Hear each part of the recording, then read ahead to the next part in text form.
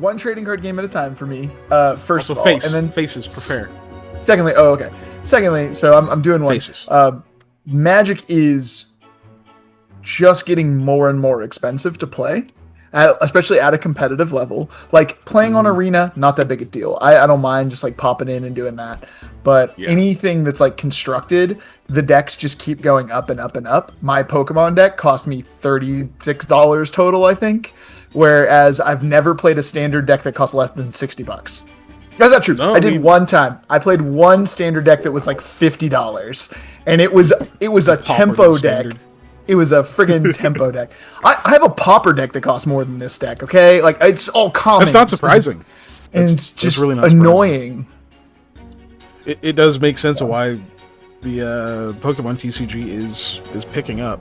You know, it's just way less expensive. It's super annoying though. Scalpers are still super annoying, and scalpers making everything hard to get your hands on. It's not that the cards are particularly expensive, because only the collector's cards are expensive. Like the collector's Pokemon cards, really expensive. The basic gameplay cards are not, but they're really hard to get your hands on because scalpers just are buying sealed product left and right. I saw a amazing video of. They are the worst. I think it was a Walmart employee who was like, "You want to see how I piss off scalpers?" And he just was taking an X-Acto knife, and on the box at the top, he was just scoring it. Yeah. So it's like, it's unresellable now. Yeah, like, I was gonna say, I don't care a lick about that. Yeah, sealed package. It's not. And the box is damaged. You just want these to play, right? All right, cool. You don't need this. Yeah. One of the game stores in Norman. Why did you make it really fucking funny? Is like, if you buy cards from us, we punch out the, whatever, top on it or something, you know. So one of the game stores in Norman, they have when the new sets come out, they have a 1 box per person limit, and you have to open the plastic when you buy your box. You don't have to open your cards, but they make you open the plastic in front of them, so they know you're not reselling it. I was like, Oh, I did a fucking. I pulled all of my like good gotcha energy all into one moment when I was at work. Not this past week, but the week before. Or I was buying gas station food. But I was like, I was buying sandwich and then like candy bar, something like that, you know. And they had what are those little eggs called that have the toy in them? Kinder eggs. Kinder eggs. Thank you. Yeah. There was a package of those, little standy thing next to the register. I was like, "Oh, Harry Potter ones, huh?" And the guy's like, "Yeah, I bought like 3 of them trying to get a Harry Potter." And he's like, "I wasn't even lucky, man. I would have even. I've been glad to get a Malfoy." I was like, "Yeah, I'll buy one and I'll open it up and see what I get." Opened up and it was Harry Potter, and I was like, "Cool, here you go." And he's like, "Wait, really?" And I was like, "Yeah, like you just said how much you want a Harry Potter, and we're gonna open it. I just want the candy part." Like, he was like, "Dude, awesome." And he's like, "I just want to eat it." Yeah. The McDonald's toy is Hello Kitty plus Ninja Turtles right now. And my partner and I really wanted the Michelangelo cinnamon roll one. And so we found out which number it was, and we were going around to McDonald's and asking them which number toys they had so we could get it. And we were expecting to be doing that all day. And it was like the 3rd McDonald's we went to that was like a mile from our house. And we're like, score! Like, you don't have to drive around to McDonald's and ask questions all day. All right. We've had our fun. Now let's play Pathfinder. Play Pathfinder. No more fun. It's time to roll dice. No more fun. Only tabletop RPGs. I gotta clock in. No, oh, gosh. Don't worry, guys. I remember to set my thing as Samuel Goodbean today. Did you? Yeah. Post something. Torch. That's what I'm expecting. Well, I'm thinking about changing it to somebody else now. Where's my cursor gone? There it is.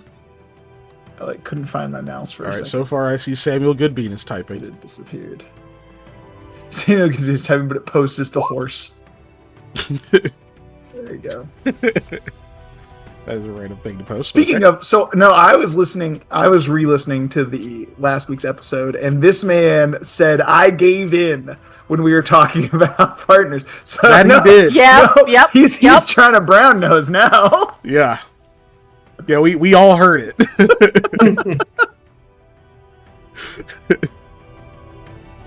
Then he got hit with a pillow, A comfy, very soft pillow. which is not an adequate punishment for that. But, it just is what it is. Sometimes, man, you just get what you get. So yeah, that was a thing that happened last time. What else happened, Molly? That's a good question. Lamia Lamia had a nice no. What? I thought I was gonna do it. Hail no. No. Lamia and Rahala went to the library, and then Lamia, after getting back to the inn, Casmira, not Casmira, Kasner? no, Died? yeah, the guide took us to the library, and he took us back, thankfully. Mhm. But I'm stumbling over Casimira for some reason in my head. Well, you said her name twice, but you said it like that's not who you were trying to talk about. No, it was. Like, the problem was mentally, I had the letters in my head, but then it did a weird thing. So I was like, was that correct? But Lamia had a nice talk with her in her own bedroom. The bedrooms are like over 80 gold. They're super expensive. It's absurd. They had a nice conversation, and then Lamia got teased in the morning of like, hey, you should totally make out with her. Why aren't you doing that? I believe the exact phrase was, "Did you kiss her yet?" And you went, "I don't kiss my friends." And then that was the answer there, because you've been get razzed about that before. Razzed. Listen, I am allowed to talk like an old man. It's true, you do have a child.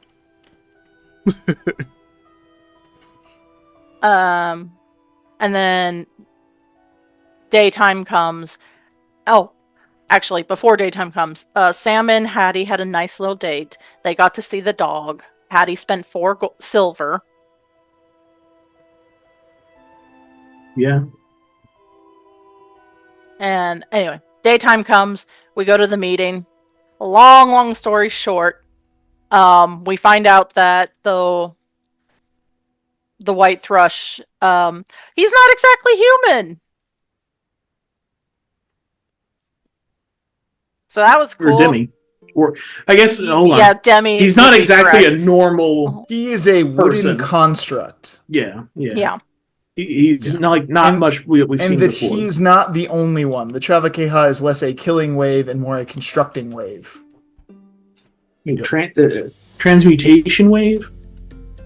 I said constructing because it made people into constructs. But, Yeah, but it did away with their old bodies, I guess. Yeah, it moved their souls out of their bodies. Mm-hmm. Yeah. Because there were bodies. Oh, there were bodies? They weren't gone? Yeah. So The lore is that a bunch of people died, not disappeared. Oh, okay. Yeah. Yeah, so it did the soul displacement, or however you want to phrase that bit, where it moved people.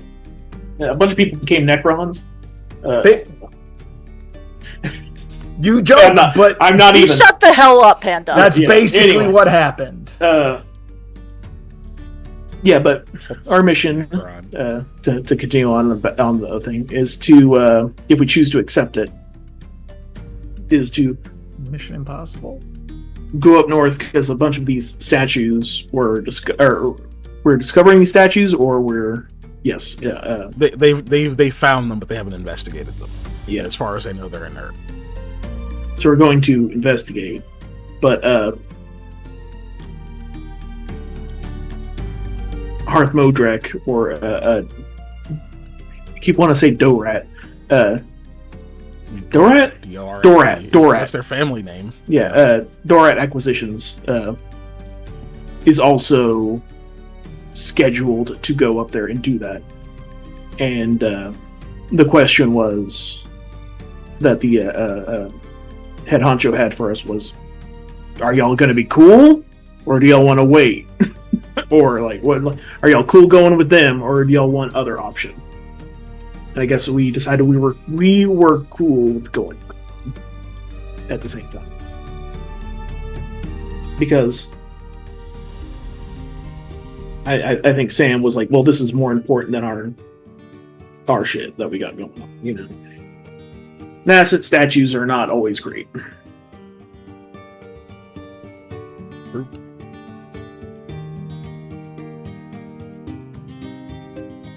Yeah, and we found out we were going to get paid a shitload. Like, a whole lot. Even our down payment was a ton. Wasn't it like 10,000 gold or something like that? How much was it? Do you guys remember? It was 5. It was 5,000? It might have been 3. Yeah, 3. It was 10%. Yeah, it was 10%. I just don't remember the total payment, honestly. Which was 30. 30? So Yeah, then it it was was- 3. yeah, because- Okay. No. In the VOD, 30 is 10%. Oh, 30 is 10%. That's right. It was 300,000 because I remember Yeah. Panda did the thing where he switched it around, and I was like, nah, dog, we're only dropping one of those zeros or whatever, or 2 of those zeros, Yeah. or wherever I said it. No, the 5 one was the like, hey, while they're here, this is what Yeah. this is the fund to pay for them. Oh, here. that's right. That was like our not per accommodations. diem, but yeah, thank you. Not per diem, but our fund, our accommodation fund. Yeah, that's right. See, I knew I had Effectively 5,000 in per my diem, but brain yeah. for a reason. Yeah. Yeah, that's which is pretty strong. That was 50, not 5. Oh, For the accommodations. They're not gonna pay that out to you. Yeah. That's what's available if you need stuff. but just that's why when Which you is asked us what we wanted to insane. do, I wrote requisition items, not purchase, because I was like, I'm gonna just have to write in requests for things. Fair. Because I saw something recently. It was like, like a gold piece is like $100, and I was like, no. No. And then I was thinking about it. And I was like, in some cases, yes, but not all cases, because the math on gold for items is weird. Yeah, Sometimes it's not $100. It's closer to like 20. Yeah. Which is still like, for one coin, that's not small, but it's still not $100 a gold piece. Like if you're looking at the way they do the economy in 2E, which is how we do it on Lost Initiative and Scott's World, then it's a lot closer to that. No, maybe that's what I was It might thinking. even be more. Yeah. But I saw an interesting graph. much more premium in that one. Like, Yeah, it is. I remember being salty we're not the only ones salty about it, but every time you guys end up losing money, we're just so upset at Scott. Scott just likes to make himself the villain, but that's okay. But yes, those are all true facts. You are indeed going to be paid a lot of money. It's expected that you'll have the initial upfront payment, the 30,000, which will be 10 in each of your accounts in the bank by the end of the day. So you've got that handled, and like that's being handled. Obviously, you have they didn't just hand you all the gold. You don't have open access to it this day, but you will tomorrow and the coming days. So until then, you've got your own money or whatever, but at least your place to stay is covered. Oh, Good. they have Eli's don't move anywhere while I'm asleep thing to study right now. Yes, I was going to mention that as well, because that's very important, because I'm going to wait to go to sleep until I, get that. Yeah. Travel for an entire month to get here, gets fucking snapped over to Gurga. It would be upsetting, not going to lie. Yeah. Yeah, and you can't just cross the border now either, right? Yeah. Ugh. That would suck. But okay, yeah, that is also true. They do. He did take that to look into it for you. Anything else you guys wanted to add to that recap? I left my bandolier as collateral. Oh yeah, for a book that you borrowed on Amidraba. Oh, and we may have a potential little mini quest to get another book back. About cats, a play about cats. Right? Yep. Yeah, something happened that I was fully willing to let go, but somebody else decided to call it out. And why you should join our Discord is one of our group called Yo Vane. Joe Vane. It's a soft Joy J. Vane. Joy Vane, yeah. Like yogging. I was willing to let it go because I understood, but not everybody was as accepting as I was. Nope. Which is why you should join our Discord. Look, not when I make a point of putting the names in the chat so that there's no confusion on the spelling, and it had to be the one NPC that was like, yeah, make a page for this person. I make a page for him, and I edited it myself, and then all of a sudden, here comes Giselle, like, J. It's Joy Vane. It's not Yovane, it's Joy Vane. So I'm almost Like certain a bad metal band. when we first met Yovane, you did not write his name down. Well, actually, that one I spelled out loud to you. You asked me if it was with a J, and I said no. It's spelled this. No, we didn't meet him. Happened. It was a name given to us by somebody else. When you met him, I spelled it. Yes, and in my notes that's corrected further down. It's just I remember it from the first time I wrote it down because it's a lot easier for me to remember it that way. God, I love this pot that I just stirred. Joy Vane. Joy So Vane enjoyable. for all the work I put in. Well, no, like Wow. Johan. That's the kind of logic my brain was making. I'm not critiquing the logic. Johan? It's just the So she said- fact that Yeah, you Johan. had the spelling. And Yo, it's not the first man. time Yo. you've been Okay, provided I could spelling see and then it. proceeded to misspell a thing anyway, even though you had the spelling and asked me for the spelling, and then went back and were like, I'm just going to throw a bunch of letters together. You still put a Y in it, though. Yeah. Yeah, you still think of Joy Vane. Yeah, so it'd be Yoy. Well, Yoy the Vane. Vane, like because There were two Y's in it. You spelled it J-O-Y. You spelled it J-O-Y. Yeah. V-A-Y-N-E. It'd be Yoy. That's if you were how going you with like spelled it. Johan, it'd be Yoy. Yeah, join the Discord. There's a Yoy Vane. picture of that conversation. Not that, Yoy all of Vane. it, but there's Yeah. a picture the second of Y that might have been con- a typo, in but there. there was definitely originally a Y in that because it was easier for me. Put Joy Vane, though.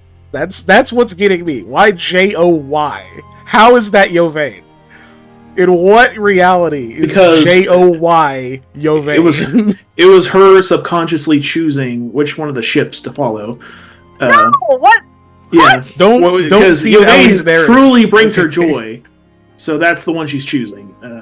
You heard it here Don't first. add bullet points to Ellie's list, okay? You'll let her worry about that.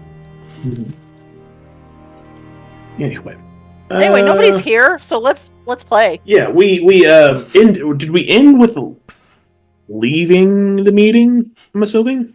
We were technically still in the meeting. We didn't Okay. leave. Sorry about that. Dog was being bonkers, Yeah. and I really had to go to the restroom as well. Oh, yeah. Figured- You guys did get escorted out. Okay. Yeah, you had finished your conversation with Altan, so that was done. There's the comment about how the stories and legend about him are of this very like passionate, very like charismatic, outgoing, sort of bombastic personality, but what you met was a shell of that legend. So Hee it's a little sad. Yeah. Yeah. But there you go. You've since parted with him and been escorted back out. They didn't take any of your things anyway, so they just didn't let you back out. And you go back to Kasner, which we don't have to RP any of that. He doesn't really ask you how the meeting went or anything like that. Like, you're all in one piece. It's none of his business. So at that point, I believe I like One Piece. you needed to go back to the library, or yeah, you need to go back to the library to make your little swap thing. Cool. All right. So you're gonna go back there. I will say though, like during this in character, Lamia will say, Oh yeah. "Ooh, I don't know if Hattie or Rahala's gonna feel great about the fact that we're teaming up with Modric, and we're going into a very dangerous place. Should we try and find a way for them to get back? Well, they can't go back home either." I think we just gotta bite the bullet and move forward. I don't feel great about the fact that we haven't teamed with Modric either, but sometimes you just have to do things, necessary evils and all that. Okay, but I'll leave that up to you, Eli. Why? Just kidding. Who wants it to break the bad news to everybody? Yeah, I can talk to Hattie about it if you want. Speaking of necessary evils, how are you doing, Lamia, on your It was rude. No. blood situation? Like I've been saying, Sam, I could use a bit more than I have been subsidizing on. I mean, yeah. If you're wanting to, I could try and go fishing and see if I can keep them alive for a while. And we can just, let you get a couple that way. That way we can start getting you topped off. I guess we have some money coming, so if you want to go buy a barn full of animals, you can. Lamia looks towards our guide, and then back at Sam, like excuse you. What are you saying, face? Like Kazner's not like overtly like staring at you or anything, but he's kind of got that thing where he's like his head's turned a little, like he's sort of listening to see if you're asking him something, but you're obviously not. So he's just taking you towards the library. Well, Sam, we can do that after I. Actually, Rahala might be at the library because I gave her the book to drop off since she was going to the library. Yeah, if she's got nothing else to do, she's probably still there reading. Yeah, and that's fine. But I just want to grab my bandolier and then we can go fishing. It's easy as that, I think. Right? Actually, Kaznir, are we allowed to fish around here? Not just in any spot, but there's a few designated spots you can get to. If you'd like, I can get you passage on a fishing boat.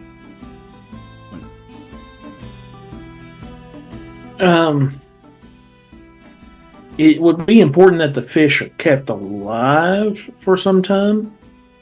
They need to be fresh. If it's, you're good at discretion, right? He kind of gives you a look like he's not sure if he should answer that, just the way you said it. I mean, it's not illegal. I'm not telling you, it's just strange and probably not something that we'd want getting spread around. Oh, I understand some things are need to know.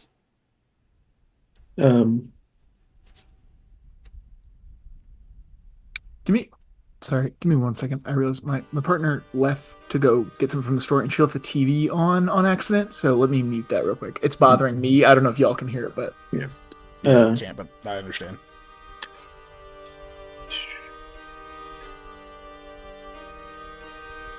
So I'm going to do this out of character to ask Molly. This is how I want to word it. That one of our party has the inability to sustain their own life force or their own. I don't know. When you say it like that, it makes it seem like life force is not the word very I want to unholy. use. Yeah. What's a better word than life force? They must.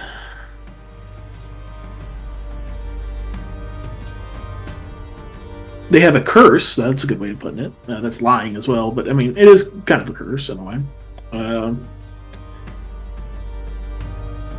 Where without absorbing some of other beings or living things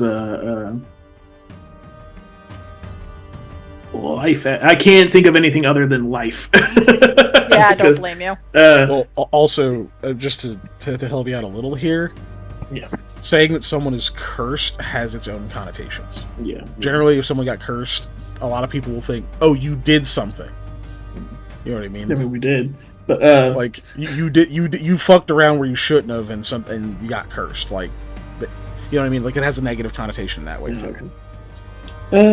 Like, you might be better off just going very simple and being like, "Hey, my friend has to drink blood, but it's got to be as fresh as possible. Like, it can't be from a dead thing." Okay. Yeah. It's religious. And I guess, would you be okay, Sam, explaining that? He's not. Yeah, One- I mean, Yeah, he's not going to That's straight up fine. say it's Lamia. He's just going to say one of our party because he doesn't want to. He's trying to explain why he needs live fish. Yeah. Uh, It's definitely not going to be the one who's purple. you Definitely could not. just say that you need live. It's fish. You don't have to Yeah. explain you gotta drink your blood. Just say you need them live and as fresh as yeah, live for whatever we're making. that Whatever sounds eating. so sketch, but yeah, No, it's just but sushi. yeah, it's just yeah. sushi. yeah. It's suspicious, but it's less suspicious than we got a friend who needs to absorb life force directly from a living creature. Yeah. Look, I That like way they being gotta honest. ask. Is the They have thing. to ask clarifying questions, which you can then say, "Look, I don't really want to clarify. If it's not cool, it's not cool, right?" Yeah. But yeah, there you go. Yeah. Now I understand why you guys have me break the bad news to everybody. Yeah. Yeah. I'll explain to Kazner. Casimir. Thank you. I was like, I have Casimir in my head now. Can't think of the other one. Casimir is like, yeah, it's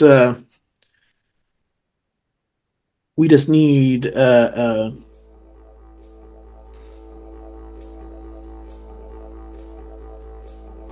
blood from animals that are still living. So Oh. fish is relatively the easiest because Oh. I mean, we've tried like taking some from oxen and things like that, but it has a whole negative connotation. He Yeah. was already like, you could tell he was like kind of cooking a thought there. So when you say like you've tried blood from ox and that kind of stuff, he goes, "Yeah, I mean that would make sense. Like if this is a thing you're gonna, I'm assuming this is for cooking, right?" No. Oh, that is- Oh, Fish blood God. sausage. he goes, no, he's like, "Yeah, that's." I was confused. I was like, "No one really cooks with fish blood specifically. I mean, sometimes you just usually try to get rid of it." Yeah. But no, if that's what you need, I mean, We it's fine. We found it's the least intrusive way, or least problematic way of doing stuff. Because you can't just to keep alive. take a pint of blood from an animal. It's kind of a lot, Right? Yeah, it can be difficult. No, I'm sure I could secure a group who's willing to accommodate that. I can go find out. You don't even have to go with me. We'll swing by the library. I'll take you back to the inn, and I'll ask around and come back and give you the results and what it might cost. that would be appreciated. I appreciate you. Of course. It's a big weight off my shoulders. Because that certainly makes it seem like there's a lot more to that story that I'm not going to ask about. Yeah, it's Oh my god. Smart. it's better that you don't know, really.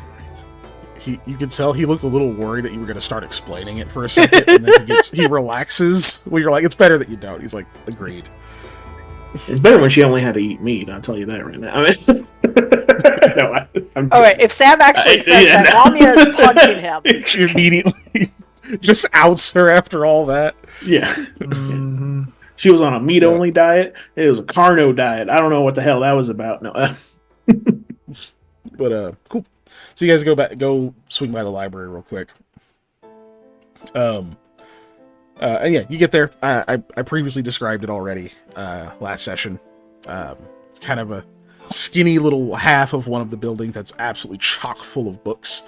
Effectively 2 floors, but instead of a second floor having a floor, it's just a open upward, like vertical openness that they've got like ladders to go up to get the other books and things. It's all in all, it's one of those places where if, you know, in real life, or if your character is like, if you're a person who really likes books, likes bookstores, like avid reading, that kind of stuff, this is one of those places where it's like, man, if I was in walking distance of a place like this, I'd be here all the time. It just kind of has that coziness to it. There's just a lot of material. There's not a ton of people.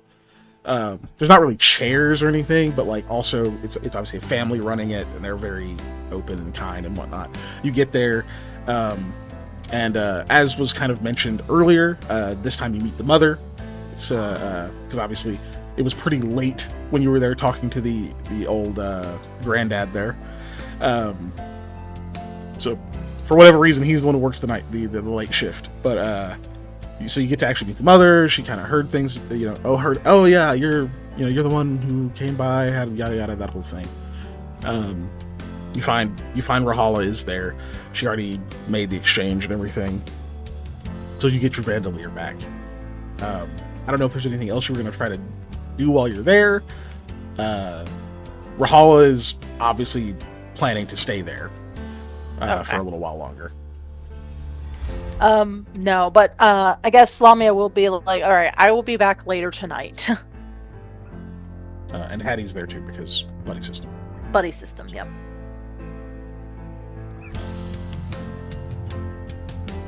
Wow.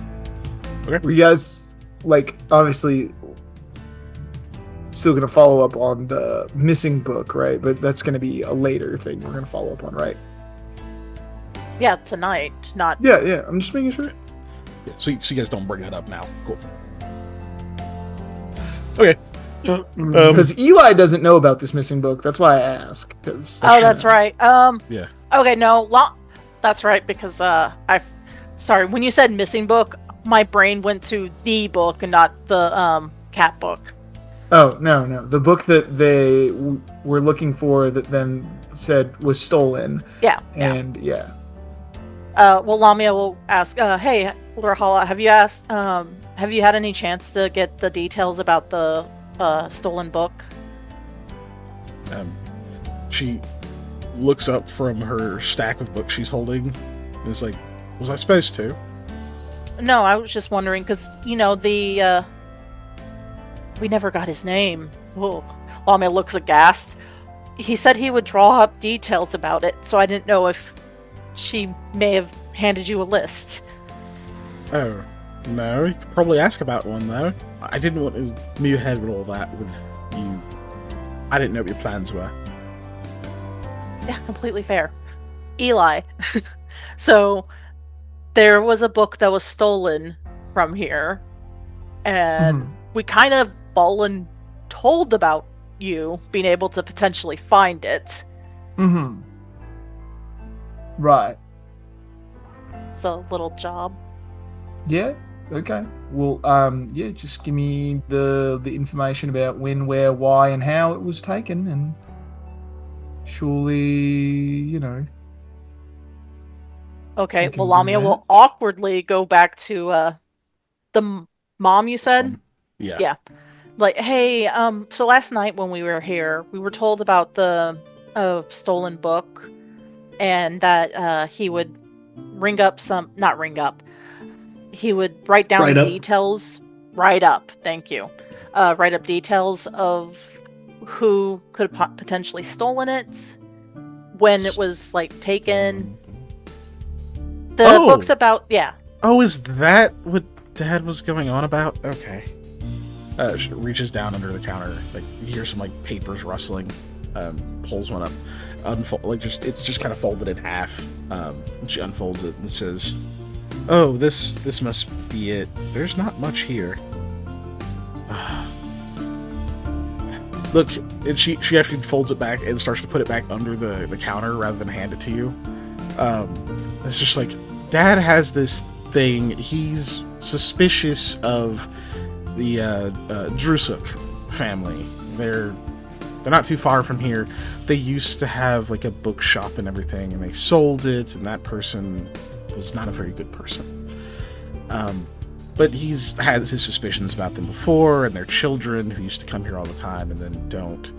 He thinks they're the ones who took the book. I don't think that's the case. I think someone just swiped it when we weren't looking. I don't think you're gonna find it. Okay. But just on the off chance, you know, I could at least inquire. I suppose you could. I really don't want to make trouble for those people. Fair enough. I'm not going to go poking around, particularly in anybody's business, too hard, or bothering them too much. Okay. Takes the paper out, hands it back to you. As long as you promise you're not going to hassle them. Yeah, I'm not going to hassle them. Of course not. Look, even if they did take it, it's a book. I don't want anyone getting in real trouble over this. It should be easy to settle. Totally should be, yeah.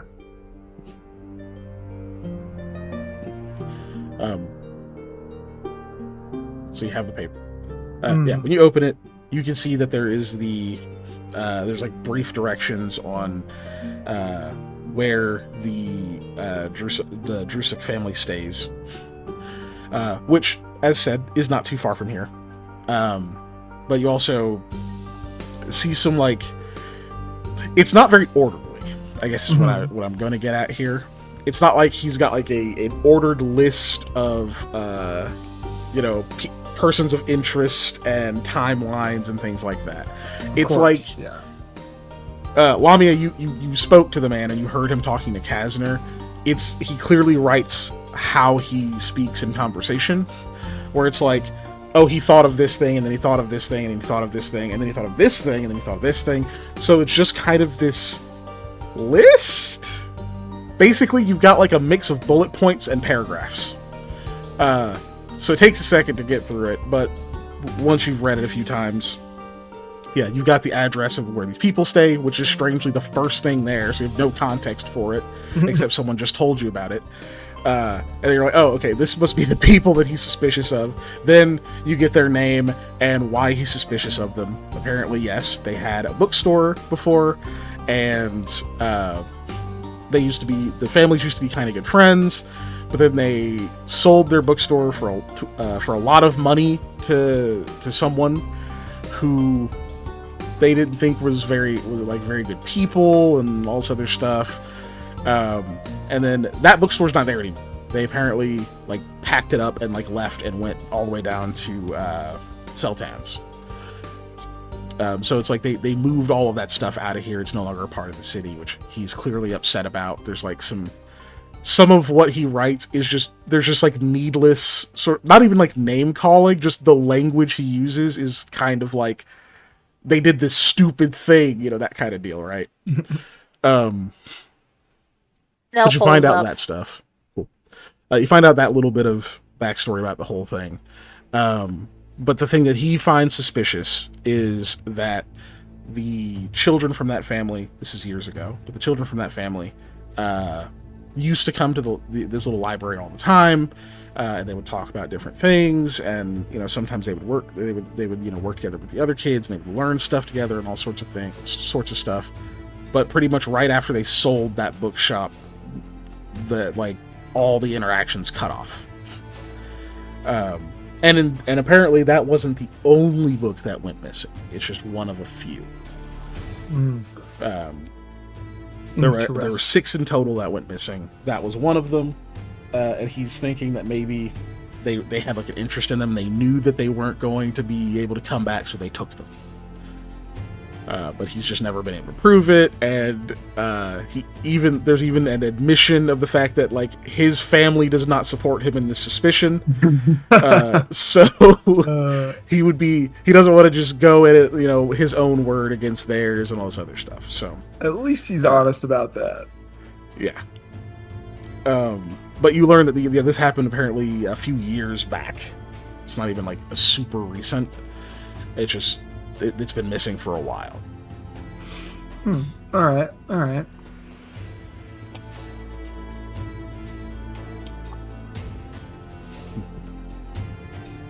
Well, there you go. Neat. Well, okay. Well, thank you. There's Even your though I know read. you're hesitant. Just hesitant. Yeah. Look, just don't make it an issue for them or us. Discretion is my middle name. Don't have to worry. I'm sorry. I lean over to Lamia and go, I don't actually have a middle name, so that bit works for things all the time. I was wondering because I could have sworn. Sam's been just reading all the Thule titles, and he's looking for a storybook that he read when he was a kid. Is what he's been doing. You actually No. find a few books that are obviously written in Thule.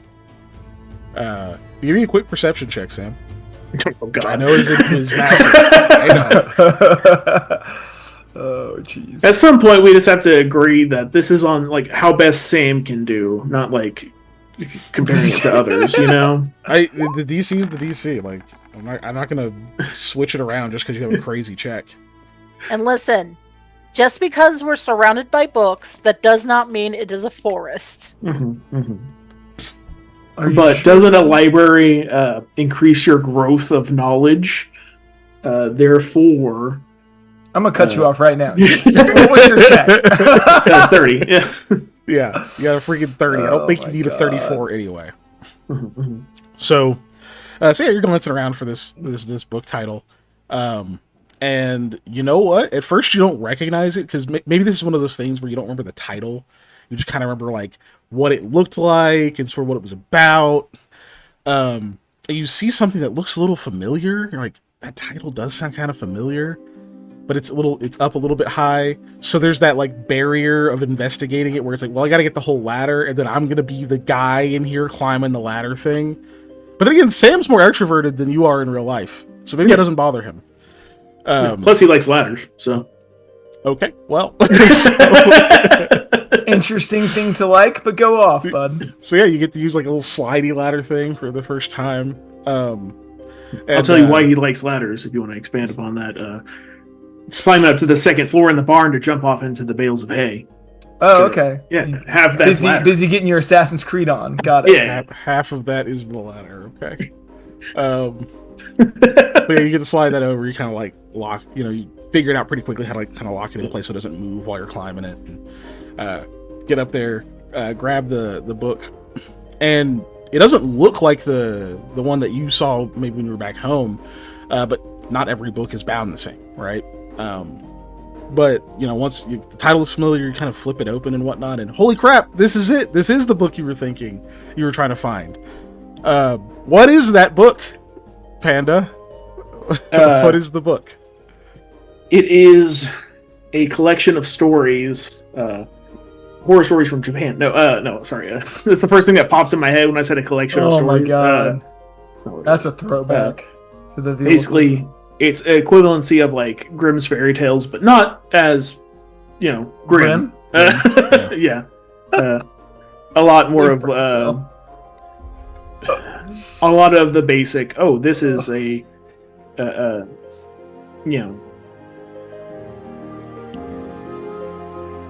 I would like to say probably a collection of stories that adventurers had told, remixed into more child-friendly, fanciful things of like going to save a fair maiden from a den of monsters, where it was like actually somebody kidnapped by bandits or something like that. Yeah. But tastefully Okay. and It's like better- romanticized history. Yeah, kinda yeah, thing. yeah. Okay, hell yeah. Collection you're of able to stories find like it. It's pretty. It's actually a little bit of a bigger book than you remember it being. Like, obviously, you're talking about this when you were a kid, so it was pretty big. But then again, one of your parents is the size that you probably remember being when you were a kid. So seeing them hold it was like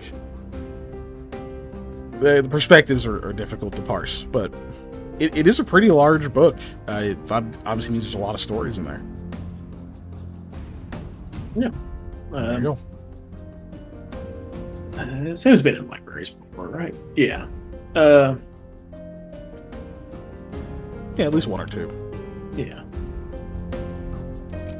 He's gonna not show Hattie because he wants to show Hattie later. If he's gonna go try and check out this book to borrow. Yes, unfortunately, you learn the same thing Lamia learned. Yeah. Which is you can't because you don't have a residence. Yep. But you're welcome to read it there. We will have a bank soon. Yeah. Would that count? You're gonna have so much gold. You just walk up. How much for the building? I just need it to have a permanent residence. Oh my god. They will let you know that. I mean, obviously, a bank doesn't count as a residence, but you can like give them like a banknote as collateral, effectively, in lieu of having a residence to rent the book.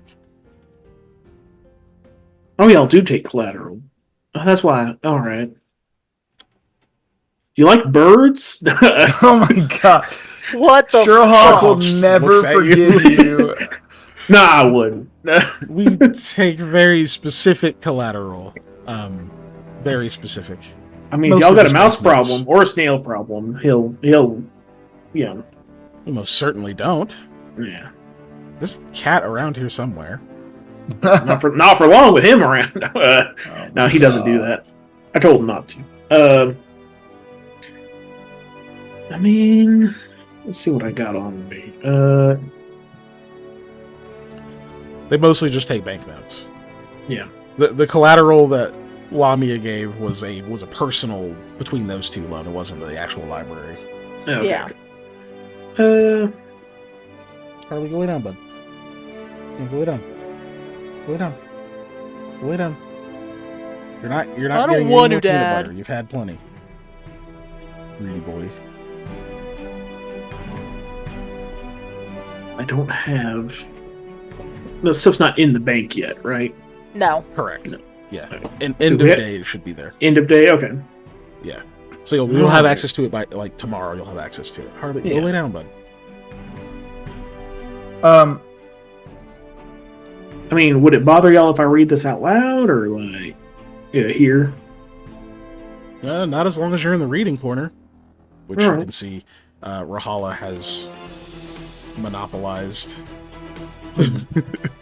While you guys are doing this, Whoa. I am scrutinizing the information that the grandpa gave us. I am just like going over it,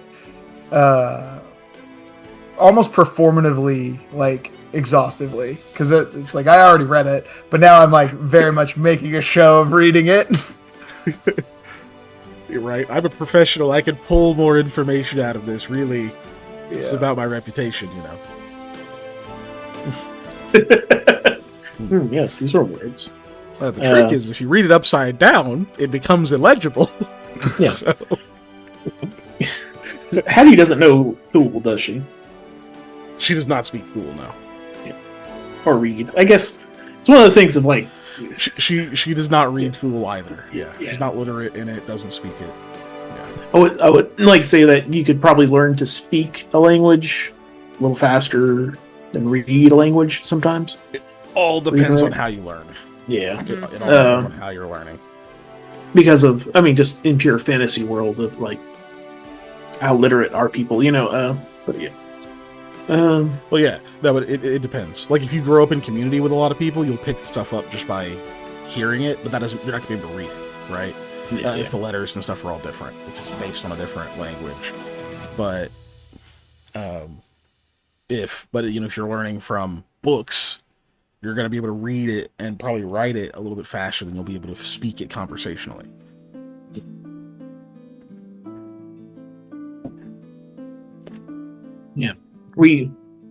Eli, Oh, it's my fan. are we getting started on books or what are we doing? I'm gonna go investigate, I suppose. Really, I'm just gonna go attempt to just see if anybody has a copy of this book, and then kind of go from there. I'm just gonna ask around if it's for sale anywhere, or if anybody has one that they'd be willing to part with. So that's my next step.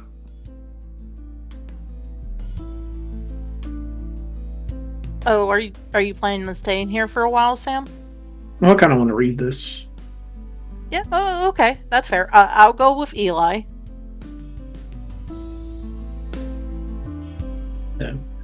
He kind of looked like there was more after read this to Hattie. Yeah. Because he wanted to share some of his childhood. Okay. So, also, let's Sam be occupied for the day until he's needed. So. Oh, right, because that's right.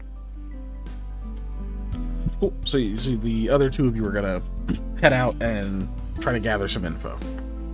Y'all. Yeah. Okay. All right. You still have. It's still morning. So you've got quite a bit of the day left. So we can handle this a couple of ways. One, we could just do a normal gather info check. You'll roll how much time it takes and whatnot, and you'll get what you can get from that. Mm-hmm. Or if you like, we can treat the day as downtime. You can spend that downtime day gathering info on it. It's still the same. It's still a diplomacy roll, but one obviously spent a lot more time doing it. It's a lot more meticulous, so you can get a lot more information out of it. It's just kind of up to you. How much time you put into it.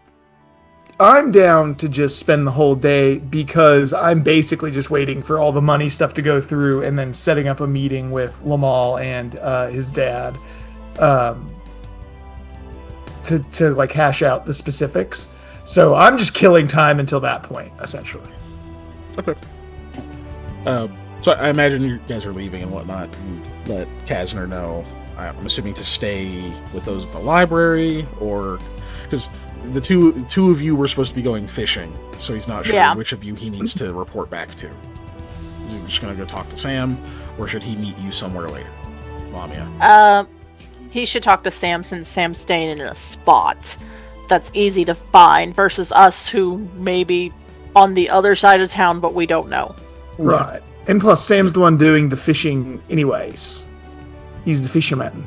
Mm-hmm, mm-hmm. So stick with Sam. Cool. All right, easy enough. Okie doke. Let's see. All right, so Eli, you're looking. So you said your focus was mostly on finding if anyone else has a copy of the book. Yeah, I'm just looking not for the like book. for sale, just in general. In general, but also if it is for sale, because I'm willing to, one, go out of pocket and just replace this book, and then, if necessary, and then two, if somebody has it and it is theirs, I assume they have some kind of identifying marking for books being from their library. Yes, they do. Yeah, so then we can just check that. One of the things to look for at sellers, obviously, is they're usually not going to have those things available. So I'm just looking for people who have that book. Gotcha. Okay, that is fair. Okay, so this is thorough questioning. That is. I'm making sure not to be nice. like. I'm not saying I'm looking for a stolen book. I'm not looking for their specific book. I'm just looking for a copy of this book for Rahala, who is partway through this series. That is my reason I am giving. That is fair. That is true facts. Okay. But you're otherwise not trying to be super secretive about the fact that you're looking for this. You're just seeing if you can find a copy. Yep. Got it. Okay. So this will be, since you're spending a day of downtime, this is thorough questioning, which is 3 diplomacy checks to gather information. Great. They can be on the same or different topics. So is that the only thing you want to look into? You just want to focus in on that to see if you can get as much out of it as possible? I think I want 2 on that, and then I think I want a 3rd one to see if anybody else has had similar things go missing. Books, small trinkets, little things that mostly won't be noticed, stuff that was borrowed and never brought back. If there's a pattern of that throughout the city, because they said this isn't the only book that's happened with. Yeah, that is true. Specifically at their library. Yeah. Cool. Okay, so we'll do 2 for looking for the book, and then 1 for checking for a pattern of disappearance or of thefts, effectively. Yeah. Cool. The pattern disappearances sounds like people disappearing, which is Right. different. Here's one. There's two. Now, before Yeah. you roll your third one, Yes. when you do thorough questioning, you are allowed to, if there's a roll you haven't done yet, you Mhm. can use it to re-roll a previous check. Mhm. So if you want to forego that last one, if you want to re-roll the first one, you can do that, or you can just keep that and roll your third as normal. I'll just keep the 15. It's fine. Okay. It was also It would've 15. been the same Didn't even anyway. matter. Didn't even matter. Yeesh. This is gather information, so that's a 17, a 27, and a 17. Okay. Yeah. Yep. Yep. Nice. Spinning luck on either of those? No, I'm just gonna leave them. They're all Okay. Gucci where they're at. Perfect. All right. So, you spend obviously quite a bit of time. Oh, I forgot. Lamia is with you. Lamia, were you aiding or are you just being a bodyguard? Lamia would try and aid. Okay, that's 3 checks. Yeah, give me a Let's see if sec. you help on the first one. Just don't roll like me. You're fine. Yeah, but sir, this is diplomacy. That's okay. Just don't roll bad. It doesn't matter what it is. You gotta be a 10. It's not like you're hitting just gotta be DCs 10. here. Okay, that just regular fails to aid. Plus 2, so that's a 29 on your second one. Nice. And that's a 15 on your last one. All right, cool. Well, thankfully, it boosted the one that it sounds like you were the most interested in, which was trying to find a copy of this book. Yeah. Now knowing you're at a 29, do you want to keep that or do you want to spend luck? Let's keep the 29. Okay. Yeah, that's good enough. So yeah, you spend quite a bit of time doing this. You and Lamia kind of running around throughout the city, and you do get a pretty. First of all, you get a pretty good workout. Just walking as many places as you end up having to walk, just because you're not asking just every random person on the street. Maybe like the first couple of people you try to talk to are just like, hey, do you know where I can get some books and that kind of thing? You go to that area, that part of town, get maybe a shop or something, find some merchants. But you're just kind of having to try to go between different groups, different stores, that kind of thing, and follow a bunch of little leads. The beginning of the day, so like the first several hours of this, it gets you a lot of little threads to pull, but a lot of them go nowhere, unfortunately. Some lead you to vendors who are no longer in the city or no longer with us, or just other things like that, where it's just okay, well, we're not getting anything out of that. We're not going to the other side of the country, and obviously we're not trying to use our one like talk to the dead on a random merchant. So yeah, dead end there. Hee hee. No. And so you run into kind of a few things like that. Sometimes you get to the person in question and they don't want to talk to you, or they just don't have the information you're looking for. Like they don't even know the title. Like it's been too long since they've seen it or whatever else. You're just kind of having a lot of that. But as you get into like the second part of the day, you start to get a little bit of traction. You do manage to get to one of the merchants that somebody pointed you to, and maybe they're a little abrasive at first, but after a little bit, after they can tell you're not trying to run some kind of grift or something weird, they're actually fairly helpful. They tell you a little bit about the previous one of those bookstores that used to exist down there that they were looking for a copy of this book, and yada yada, and you realize it's connected to that same family. And then you start to piece together, you've kind of heard about this Drusik family a few times now. Whenever the topic of this book comes up. In fact, some of the people that you were told to talk to are apparently like good friends with that family, that supposedly may have a copy of it. You just haven't worked your way over there yet, but like there's a lot of things kind of pointing to it, so kind of make it a priority. You start kind of ignoring some of the other stuff. Like, let's go check this out. It's a little out of the way. We have to kind of pass a few other things. So if there's nothing, we have to double back and it'll be annoying. But like, I got a good feeling about this one, right? So you start making your way over there. Only because this is a several hour venture. I'm going to pause that there for just a moment. Okay. We'll cut over to Sam. Just to check in. So Sam, you're reading, you're just reading this book to Hattie. Obviously keeping your voice down, kind of thing. 'Cause it's not a very big area. So you guys, sitting kind of close, and just kind of reading stuff, just like turning pages, that sort of deal. I try to emulate what my grandparents did and do voices for characters as well. Yeah. I whether Sam's better at that than I am, it's, up to question. But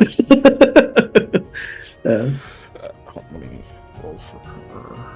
It's the attempt that matters. Yeah, absolutely. Rolling this for Hattie. That's not bad. So she has flat 10 intelligence. So, so as you're kind of going through this and whatnot, occasionally, this is after you've been going through this for it's been a couple of hours at least, because obviously you're kind of making this into a performance type of thing. Yeah. I'm not making you roll perform. Yeah, I'm also not reading this in Thule. I'm reading Thule, translating and translating it. Yeah, yeah. Okay. That's just to clarify. I'm not just talking to her at Thule. You're basically having to live localize this book. So because not everything's direct translated again. It's like not everything's direct. It's like the words you could translate exact, but that wouldn't sometimes convey the message you're trying to convey. You have to translate idioms and stuff. So some of it takes a little while. I imagine a couple of them is like, you're like, oh, okay, well, no, we say this thing, but that doesn't work in Ulu. They're just like, what's a saying like this? There's like conversation and things that happen between it, right? Like pot calling the kettle black is not, Right. It's like if you say that in certain languages, they're like, what are you talking about? Is this about a talking pot? Like, I don't know. Yeah. So, out of the frying pan into the fire, that type of stuff. Yeah, like idioms are one of those things that's famously difficult to translate. Though there's a Spanish one that is walk like a squirrel. And I think that translates beautifully. I just can't remember how to say it in Spanish, and I don't want to try it right now. Now I'm questioning: is it like walk like a squirrel, or is it like move like a because squirrels walking on the ground move like a squirrel? Effectively, it basically means hurry up, like go, like pick up the pace, kind of thing. Which I'm like, run forward, then run backwards, then run forward, then stop, stare at me, then run forward again.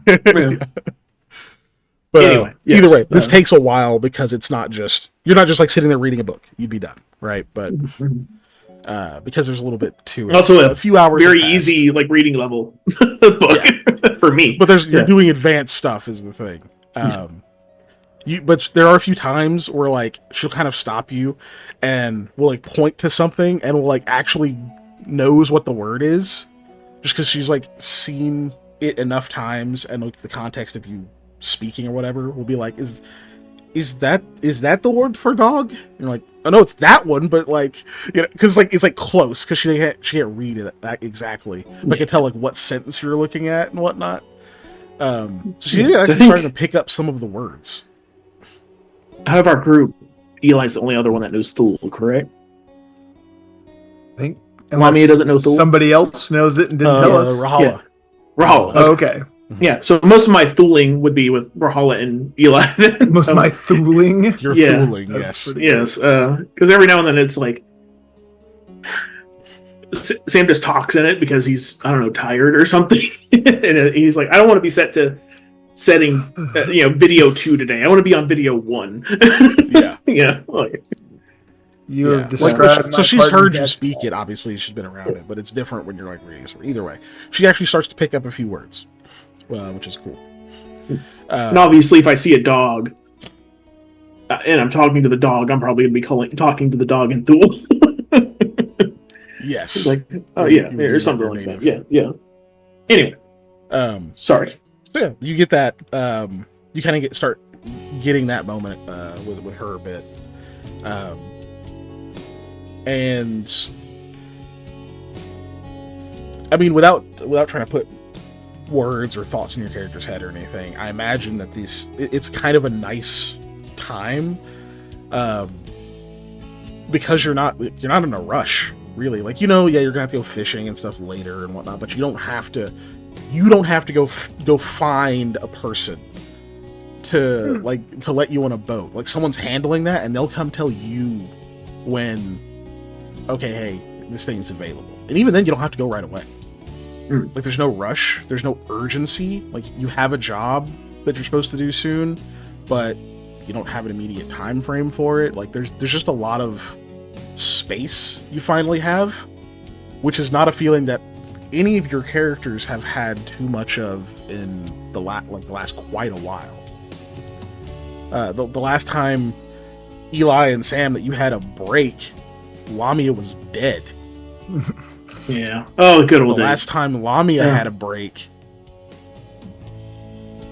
yeah, right? Like, she hasn't. It's just you guys have been just go for a while. So it's kind of, I imagine it's nice to like kind of have this moment of being like, hey, you can just sort of do this. You don't have to like immediately have a timer in your head of, okay, when the sun goes down or when this happens, I gotta go. You don't have to set your own pace. You just get to kind of wait for things to come to you for once. Yeah. But speaking of not having a break, Eli and Lamia, you guys make your way across the city, pretty much all the way across it. You guys were hanging out on the edge of a different district, just for the sake of brevity. I'm not going to tell you the exact one, because I don't want to look it up. But Fair enough.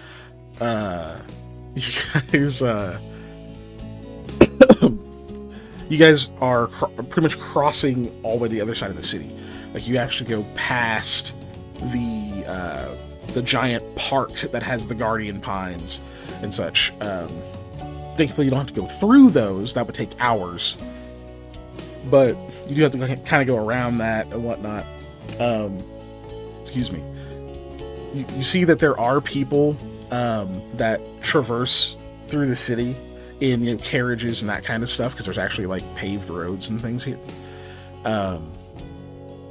And at this point, I know Eli's in work mode, but he's also just been on his feet all day now.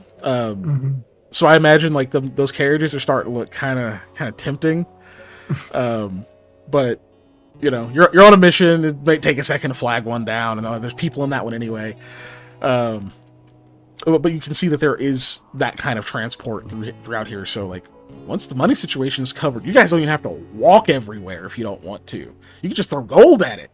You'll actually get to know what it feels like a little bit to be rich, where you can just be like, oh, a problem I don't want to deal with? Money. It's fixed. But that's tomorrow. Tomorrow you'll be rich. Today you're on foot in the rain. But you finally make it across town to the house of this supposed family friends of this Drusic family. And you can see it's not a very big place. It's not like you're in like a noble villa or anything. It's just a small, like, little modest spot. It looks like several other houses on that same block. Effectively, like, they're all built very, very similarly, like with the same plans and everything. They have different wear and tear, of course, but you pick this one out because there's like some damage on the roof that somebody was like, oh, you'll know it by this like hole in the corner of their awning or whatever. So you get up there. I don't know how you approach it. Just go knock on the door. Yeah, probably. So you knock a few times. No answer right away. Knock again. And then you finally hear from clearly pretty distant inside the building. Someone's just like, just a minute! Here's some like boots and stuff moving around on the inside. I don't know if there's anything between you. It looks like Molly might have wanted to say something. I guess I want to keep an eye out. Okay. A lot of people around. Just folks walking around. You hear, buskers selling wares and that kind of thing. You do also hear a repeat of a message you've already heard, a town crier. reporting the situation out in the east of there being. Hold on a second. There's an evacuation from Kashyyyk, and that people will be coming west. Obviously, you all know they might not be coming this far west, but this is probably just they put the news all the way across the country. So you're Right. This must have happened a while ago. It probably took a while to get here.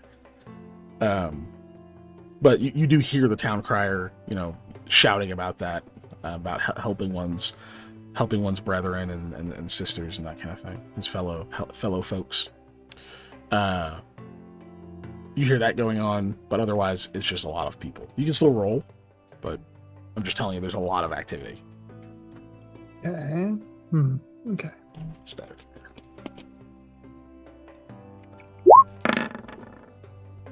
Cool. Yeah, lots of activity going on. You can definitely hear on the inside of the house, someone is moving around in there. You can hear it sounds like there's more than one person. You're not getting like an exact number or anything like that. Just you hear what sounds like multiple people in there moving around. And then you hear someone starts to approach, and you can hear a voice, clearly not trying to be like secretive or anything. Just sit there for just a minute. I'll be right back. And then finally, door opens partially, and you can see a maybe early 30s demi man, kind of like tousled, sort of like messy looking hair, clearly Ulyss as well. Kind of like peeks out at you, says, "Can I help you?" Yeah. So I'm looking for this book. I've been trying to buy it all day, and I was told that you all might have it, and apparently you used to run a bookstore, which is why you would have it. And I was just wondering if you would sell it. I explained what book. I don't know. I'm sure there's a title, but I don't know if we've ever heard it. Let's call it Cat's Grace. Cat's Grace. Bet. Yeah. So I'm looking for Cat's Grace. A friend of mine had started the series and really wanted to finish it. So just trying to buy it. He's kind of like narrowing his eyes at you as you're talking, not in a like he's like getting hostile, but in a like what is this guy talking about kind of way. Yes. And he's we don't run a books. Oh, you must be talking about the Drusik fam. Right. Yes. Yeah. Is it not where I'm at? No, we're friends of theirs though. Oh, wonderful. They're good folks. I don't think they have it either. You just needed to read it? Yeah. A friend of mine wanted to finish the book. Can I sense motive? Sure. Okay. Oh, not finish the book. Finish the series, excuse me. Hadn't started the book yet.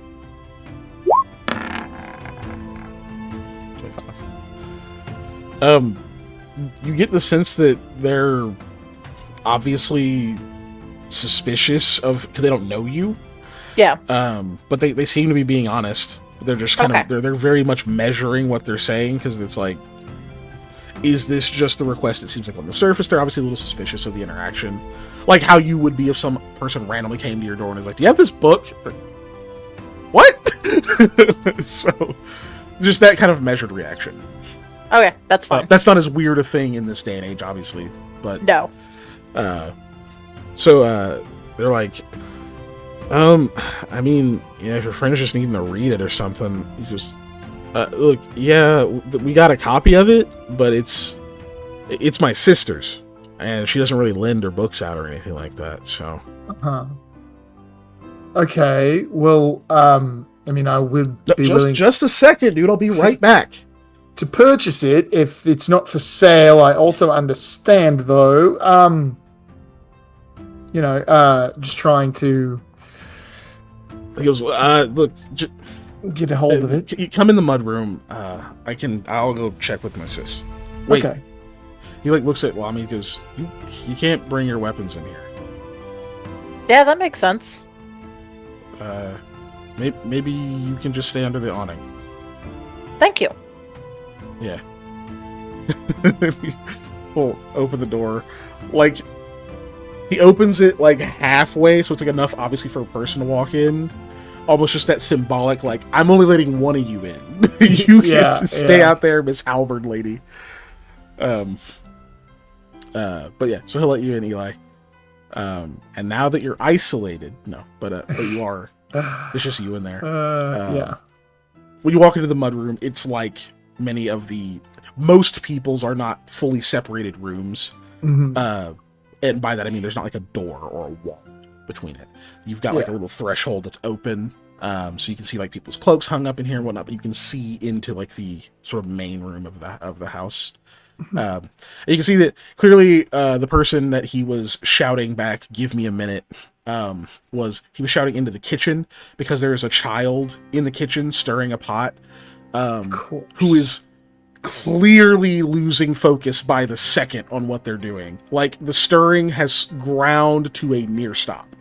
As they're watching something that must be crawling on the wall, you don't know, they're just like looking off, not paying attention, and like right about the time their hand stops stirring, without looking, the guy is just like, "Keep stirring," and they go back to it, still not paying attention. They go, "I am," but he'll like step back out of it. You are. Me every time I make risotto. All you're doing is stirring. Anyway, it's so much stirring. But so you see that little interaction happening. He steps back out of the mudroom, let you take off your cloak and shoes and whatnot, and he kind of gives you like a weird look. He's like, "You're not even like a little wet. What kind of cloak is that?" A very expensive one. Clearly. Anyway, have a seat. I'll go get my sis. Great, thank you. There's like a small little like kind of rickety table sitting in there, where you can tell like it's one of those where it's like he probably should have gave you the like, "Hey, don't lean on that table" warning, but didn't. But you can tell. You're just looking at it, you're like, yeah, we don't lean on this table. This is just so that there's a table in the room. Right, yeah. It's for the feng shui. But thankfully the chair looks fine. And the place isn't ramshackle. It's just, it's clearly well taken care of. But obviously they didn't spend a ton on all of like the furniture and things. Because of another campaign, I learned how fucking expensive furniture can be.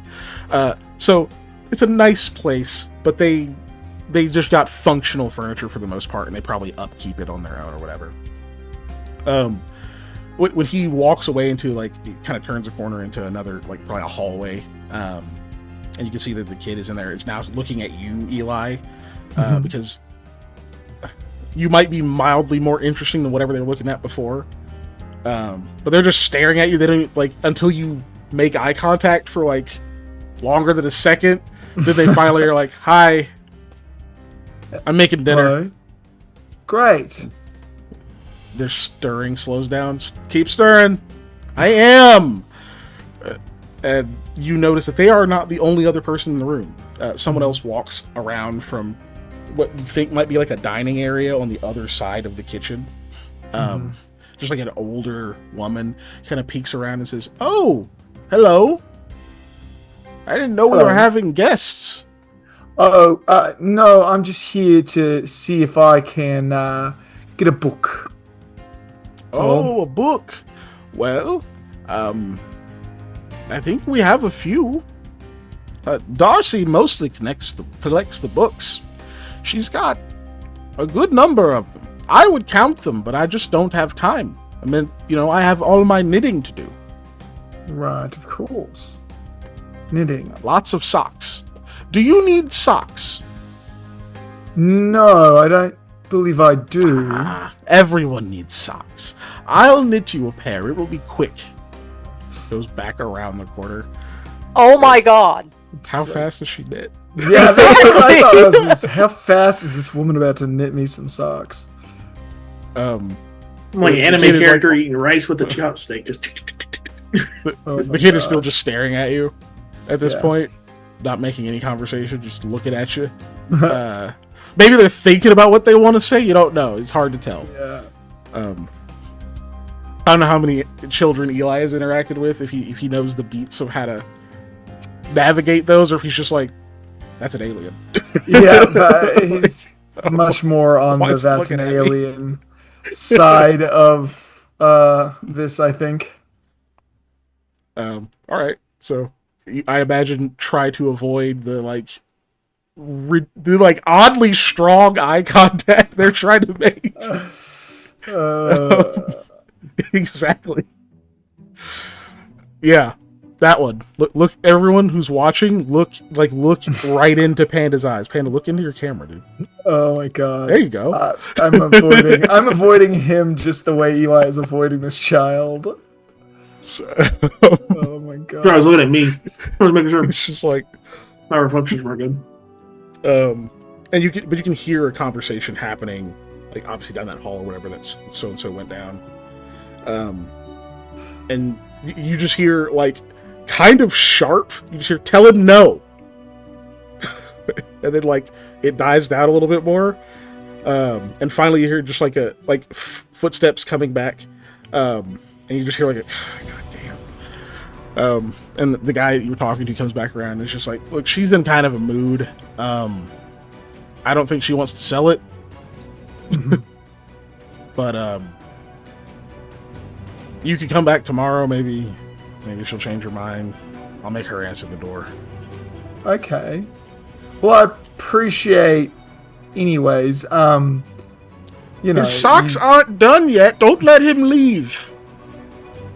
Grandma, I can't. He like just looks at you. You don't have to stay. Yes, he does. We're adopting you. Oh, okay. Oh my goodness. I'll just Can Lamia hear that even where she is?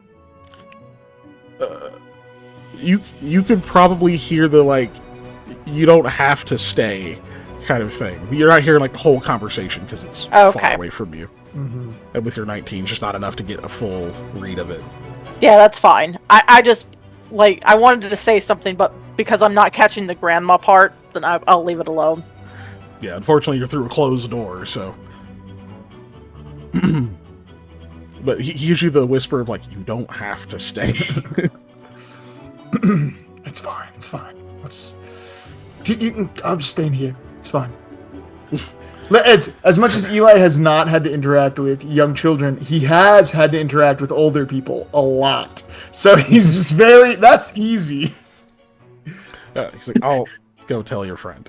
I like to believe like the early days of Aldrin's logistics and retrieval was old people Dude, looking it for was stuff they've that's lost. what it was. It was finding shit for old people. Imagine if a child just set up like a detective agency in their front yard, if you will, and solve mysteries for a dime. The only people who would come to them to solve these mysteries are old folks. You'd have like And some one of the crazy most, lady. you'd have like some of the most reasonable requests and some of the most like outlandish. There used to be this place that had the best lobster. I don't think I can find their lobsters. I don't think I can do that. I'm not a lobster fisher. But And then everyone's well, it's just a grocery. This is it. Looks at Mayor. This is a grocery list. He goes, yes. Okay. It's just like that it is. But why is it all cabbage? Every kind of cabbage I could name. No. Apparently a lobster fisherman is called a lobsterman. a lobsterman. Makes Is that sense to me. Fancy. Or sorry, a lobsterman or a lobstering woman. A lobstering. A lobstering woman. Okay. Yeah. I Also think we fair. need to unisex that name and have lobstering Go, men and go lobstering off, I women. guess. Right? Like that was a lot of work to gender that one. Yeah. There's a lot of extra syllables. Anyway. But yeah, okay, so you've dealt with old people. It makes sense. So yeah, Lamia, a couple seconds later, the door opens partially again. Not as little as it did before. It's like kind of half. Not in the like, you can't come in way. More just like, he's gonna say something quickly kind of deal.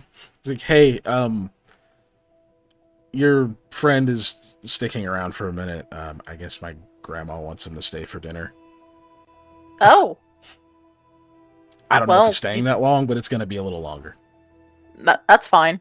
You definitely can't go against you look Ulyss. You definitely can't go against a grandmom's words. She just gets attached to people. Look, I can't let you in with that gear you got there. That's a lot. So if you want to wait, that's fine. It just might be a while. That's fine. It's literally not even lunchtime. So dinner's a long way away. If that's actually what's happening. I don't want to be rude. Could you tell Eli's his name, that I'll be outside if he needs me? Sure, yeah. If you're not, then that's fine. You don't have to tell me you're leaving. Closes the door slowly, just like in your face. Alright, cool. Neat. So Eli, while you're sitting there, I don't know if if you try to like engage any conversations or anything while you're just kind of hanging out there, or if you just pass time.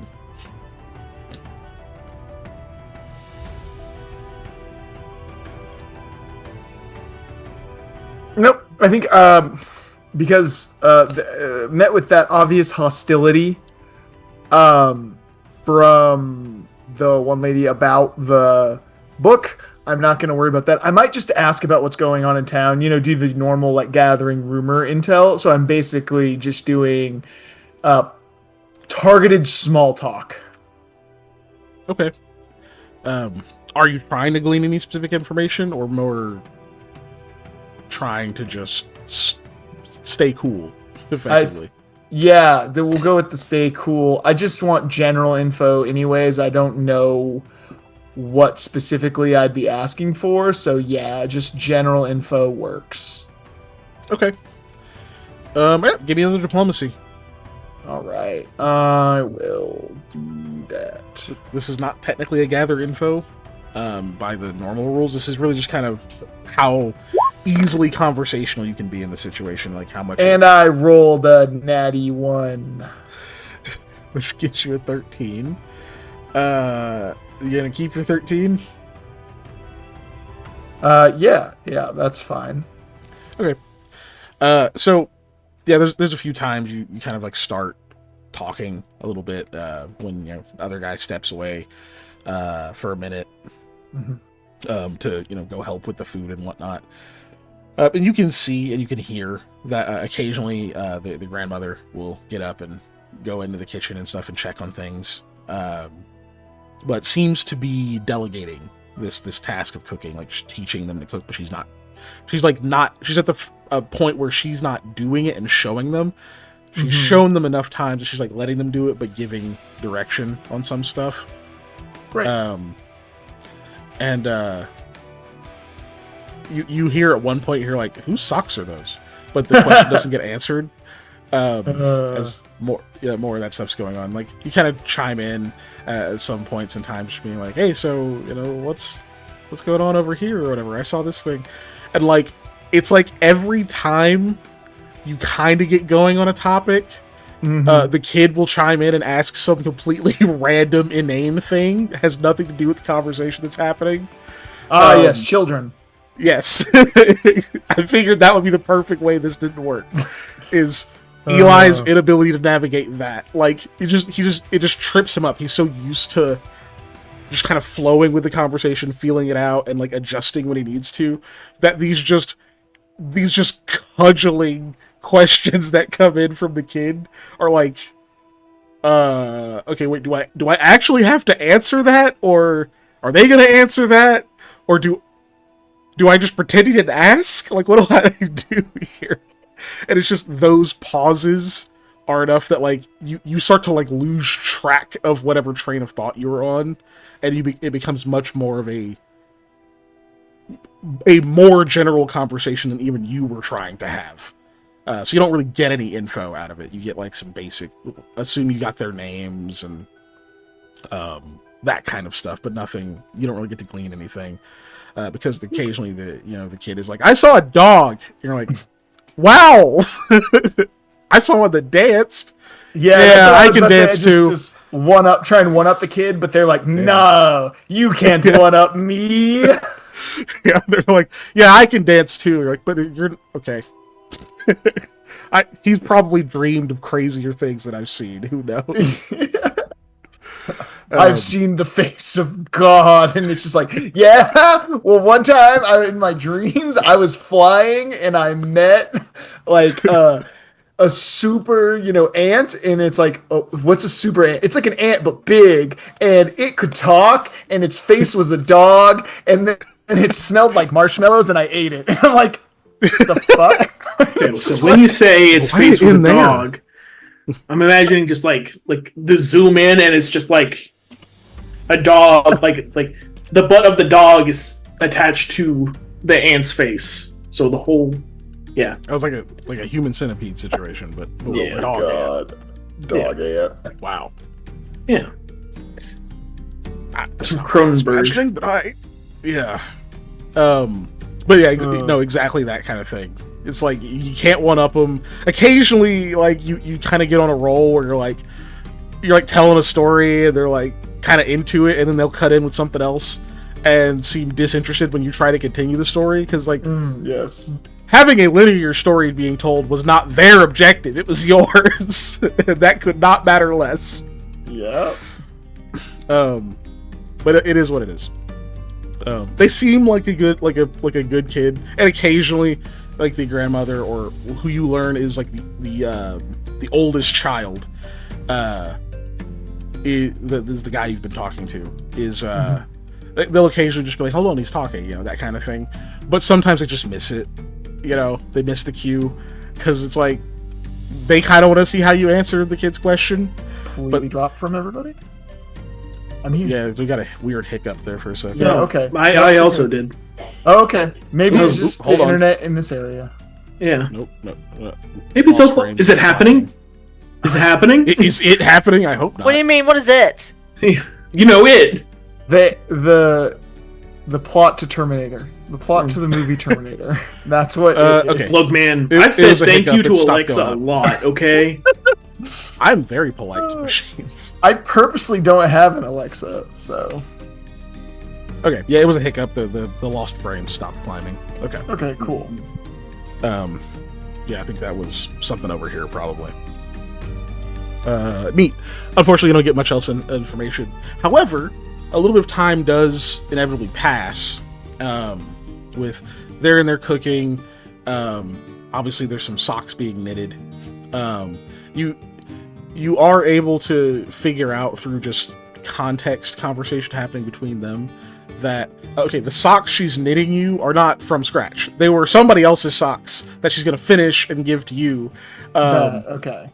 And there's like not even an argument, but you can hear the oldest kid is kind of like, but those aren't mine, right? No, there's so like you figure out that okay, it's apparently the father of the house's socks that she's gonna give away, and he's much more okay with that because apparently he wants the socks.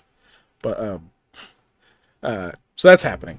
A little bit more time passes, and eventually you see another person comes in from the back area. Clearly, this being the sister. So, the sister of the guy that you've just been talking to a minute ago. Yeah. Looks looks a little bit younger than him. Like I said, he's like kind of early 30s. This person looks like they're maybe in their mid 20s. But she comes out and you get like a glance. Like they don't stop and like look and greet you or anything. You just get kind of that glance of like they notice you're there, but they're like on a mission. And they kind of go straight to the kitchen and whatnot and like lean in. And you just hear them out loud go, "Is that the guy?" And the guy's like, "Yeah." And she's like, "Did you tell him?" And he's like, "Yeah." And she's like, "Why is he still here?" And then you hear the grandmother's just like, "Don't be rude to our guest." And she's like, "I'm not being rude. I just..." And then she backs up a little bit and looks over at you and she's like, "I'm sorry, I'm not selling the book. You can go." Oh, yes. No, I understand that. For the socks, apparently. Okay. and she kind of shakes her head a little bit, starts to head back, and then pauses, and will turn and say, I'm not trying to be a jerk. I know Grandma can hold people hostage sometimes. Yes. No, I definitely understand. I do plan to get out of y'all's hair soon. Quite soon. After the socks. After the socks. Fair. Look, I don't know of a lot of copies of this book that are around. That's why I'm not willing to sell it. But the Jursic family, they used to have a bookshop. They might still have some connections. Right. I'm definitely going to ask them about it. Same reason as there's not a lot of copies. A friend of mine, typically an employee, is working on the series and needs that one to finish it. So just looking around for it. Been a tough bit. So is it just? Are you doing like a paper or something, or are you just wanting to read it because you read the other two? As far as I know, just because she read the other two. She? Oh, it's a friend? Yeah. I've never read any of them. I didn't even know the name of the book until she asked me about it the other day. Oh. Okay. So she's just reading them because she wants to read them? Yes. As far as I know, she read the other two, and where we are from, we couldn't find this copy or this book anywhere, apparently. And then we've made it, we were in Saigon, we've made it all the way across the country. It wasn't in Shand, and it wasn't somewhere else we stopped. I don't even know where we looked. So, yeah, it's hard to come by. This one's, well, I've already said. Anyway, I'm going to get out of here before, and you hear the grandmother say, ask if he's married. Before that, it quickly excuses herself, and will walk back around the other end of the hallway, and you just hear, don't ignore me. I'm not. The door closes. That's my grandma. Gold. Yeah.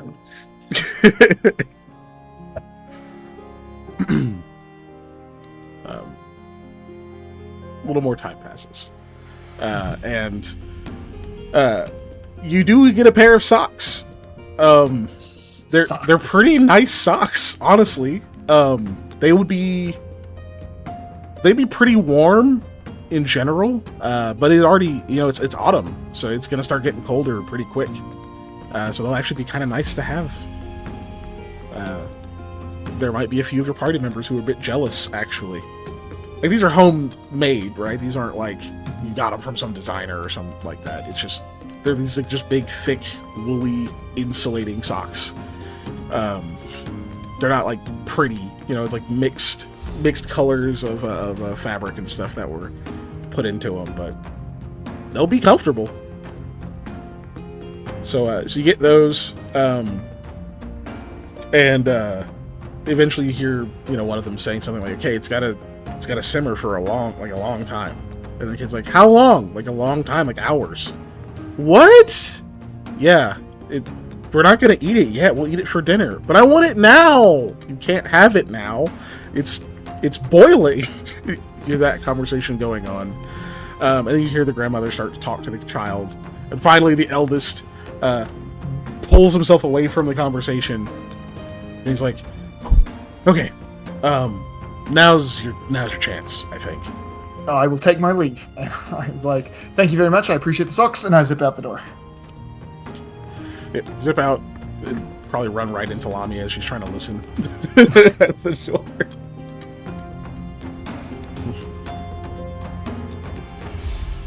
Lami will just nod and then follow Eli. Yeah, I will explain the events that occurred and go over everything relevant. You're like, that kid's been to the sun. Yeah. You know how Sam always starts every conversation with "I've been to the moon"? This kid does the same thing. He does not start. This kid, though, he doesn't have a cabin in the woods where nothing bad's happened, but he did say he has a hidey hole in his room where nothing bad has ever happened. So, it's part of the crawl space, apparently. Is he okay? Oh, that's concerning. Did you ask? Look, everybody should have a safety room in their home, okay? Look, you should have protocols for in case something bad happens. It's just Okay, like a but if thing he you do. reminds you of Sam, did you ask following questions of, Yeah. did And a Sam's is rat obviously a coping appear? mechanism to deal with trauma. No, I didn't ask the child He questions. gets What do you think? denied I didn't dessert. ask the child the questions. Who do you think I am? He just talked. No, but you didn't ask anybody else that was around? No. Try asking a question where a child will not refuse to stop talking about whatever he, did the other day that didn't make any sense anyways. I mean, that's fine, but if he reminds you of Sam, Eli, you should be concerned. Why? Sam's a perfectly reasonable young man. Yes, but this is a child. Who is a perfectly reasonable child? I don't understand. Apparently, I'm missing something. There is no child. A perfectly reasonable child would actually be concerning. That would be really weird. That is incredibly true. It is the most accurate. Okay, Eli, that's fine. Okay, so... And you saw her, so I guess we don't have to come back tomorrow. No, I don't think coming back tomorrow will do much, to be perfectly frank. I don't think she's going to be changing her mind or anything, but she did give me a lead, so we're going to follow that same lead that we were kind of at, I guess. Actually, what time is it? You are at early afternoon. Okay. Do you think Your missed Sam... lunch. Yeah. Do you think Casimir got back to Sam about the fish? I have no idea what the timetable for that would be like. Unfortunately, I was too busy reading this. I hold up a now soggy piece of paper with the scribbles of the old man on it. I was not paying attention to their conversation in the slightest. You know what? Fair. We could probably... I mean, what is the next step that you want to do, Eli? We could head back to the library if you want to check in on that and convene with everyone. I want to eat, and then we can continue searching. Okay. Yeah, let's us get us lunch for you, and then let's continue searching, because we still have some time. Yeah, we do. It'll probably be easier to backtrack to searching versus going to the library, then getting you food, and then searching. Which might cut down the searching part entirely, depending on if he got back with the fish news. Yes. Yeah. Sam here with fish news. New fish was caught in the harbor. Big ol' trevally, or whatever it's called. I can't remember the name of that. Trevally? fish. Trevally, yes. Record breaking. As big as 3 small chickens. 3 small chickens? No way. Local fisherman reports that fish was this big. Oh, Fish boy. news. Cool. Tune in next time. So you guys Same are fish place, same fish time. gonna grab some lunch. There's lots of places to do so. I'm assuming you're not going to like a sit down spot. You're gonna get like a thing that you get to eat while you're moving. Which means that the first half of eating it's going to be pretty great, and the second half it's going to be very wet. But, you just got to eat fast. Burn your mouth. Get tough. That's Get the oldest tough. way. Yeah, exactly. That's the way. That's how you do it. Do you need me to pay for it, Eli? What? No, why would I need you to pay for it? Well, I don't know how much money you're actually holding on Enough with you. for food. I have all of the party money. I thought you separated that No, in your mental it's math. on my person. Listen, we're getting paid a ton of money. I almost cursed because David, cursed. A lot of money. I David curse. Yes, a lot of money. I'm not trying to blow all the whatever 14 gold that's in my pocket of the business money right now, but I can definitely write off lunch. That's fine. Also, Eli. I think I have like 3 silver in my pocket that's actually mine. How much money do I actually have? Like, effectively, you guys were walking around being like, okay, I got $60 till my next paycheck, and this dude was like, all right, so we'll pay you $1 million for this. Is that enough? Yeah, I have 4 Yes. silver in my pocket, which is more than enough for lunch anywhere in this town that's not a fancy restaurant. All right, so we're giving you what is that? 100 grand up front. Then here you go. Yeah. Oh yeah, that's normal. Is it hot? Am I dead? Is it hot in here? Oh my gosh. But cool. So you guys are gonna grab lunch. Since I'm assuming you're going very cheap. You're not like trying to go out of your way to find something specific. And if just Eli's eating, you spend like 2 copper and you're good. Yeah. Yeah, see. I have money. If he is excited about his, big payday coming up and wants to get something real nice, though, you can spend a silver and get something real nice. Yeah, I'll spend a silver. Why not? I have 4 silver that is mine. Like I said, I'm willing to spend all 4 of that. Yeah. So instead of like mystery meat skewers, you get like skewers of which the meat you know. And Oh, have a very yay. nice sauce and Known some like quantity flatbread to go meat. with them. Yeah. There's like vegetables, that look like they weren't just burnt to a crisp to hide that they were definitely on one side of ripe. Yeah. Oh my gosh. So you get some very nice kebabs effectively. Yum. Kebab. But cool.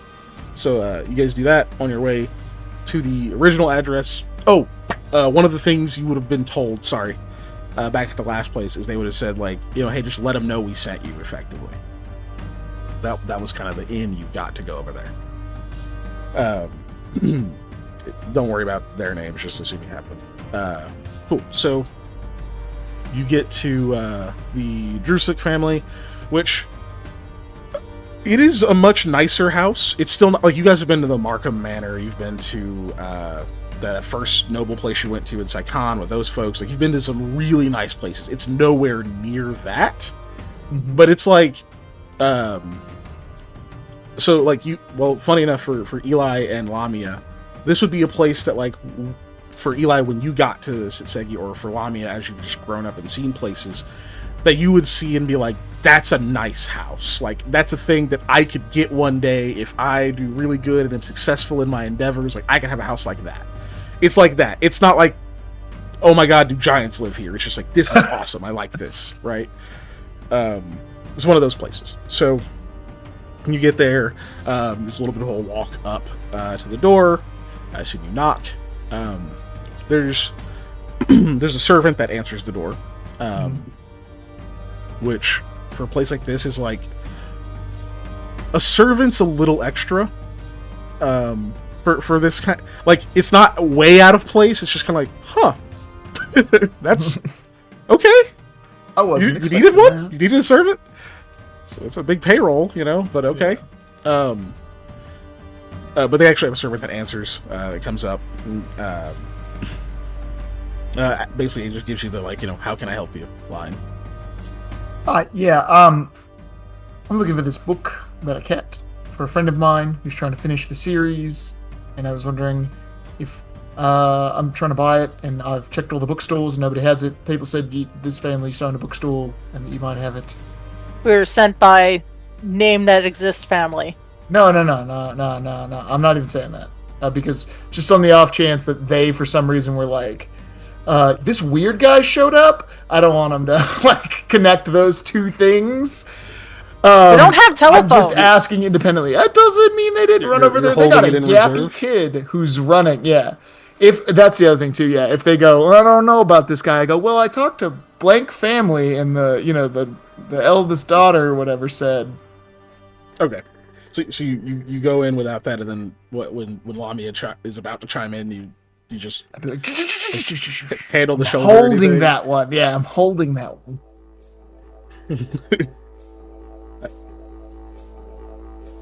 very well, but the Drusic family is no longer in the book tending business.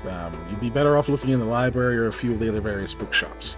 I was alerted to that, and I've got to tell you, I've spent all day so far walking around town, checking every bookseller imaginable, and several private collections as well. And I was referred here by the family that we just talked to. Now I'm going to use it. Because they apparently have one copy but are unwilling to sell, and so you all might have a copy that you're willing to sell. That makes more sense. Wait here just a moment. Course. To give like a bow. Hold the door closed. As he does that, I turn to Lummy. I go, listen, there's an art to divulging information pieces at a time. You don't put all of your cards on the table, so to speak, or whatever gambling implements you use. I mean, if it's all on the table, it makes it go by. You know the answer immediately. But Yes, you're the one that's skilled in talking to people, Eli. sometimes when you just show people that you have it, they don't like that, and then they just leave. If you want to play the game, which is what we're doing here, you gotta go piece at a time. You gotta lull them in so they put more in the pot. You know, gambling. Like silvers. Yeah, lull them in, says a random drunk guy. Yeah. Yeah, you know, if you've ever played silvers. No, like that gentleman has. Hunter's Gambit. Well, they did silvers and Psychon. That's why I used it as a reference. Yeah, you've seen both. Yeah, I've seen it, but I've played neither. I don't gamble. But, you know. Except when you're talking, apparently. It's the same thing functionally. I get all my gambling out of my way, trying not to get stabbed by people I'm asking to do things for me. There's a reason that I naturally negotiate with my hands up. Anyways. I say that like right as he walks out. You're welcome to come inside now. Thank you. Yeah, we'll step back. This mudroom actually is separated. There's like a door between them, that kind of thing.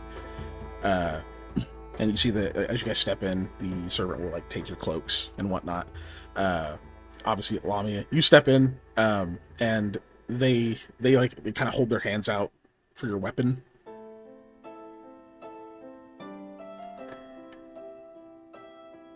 Yep.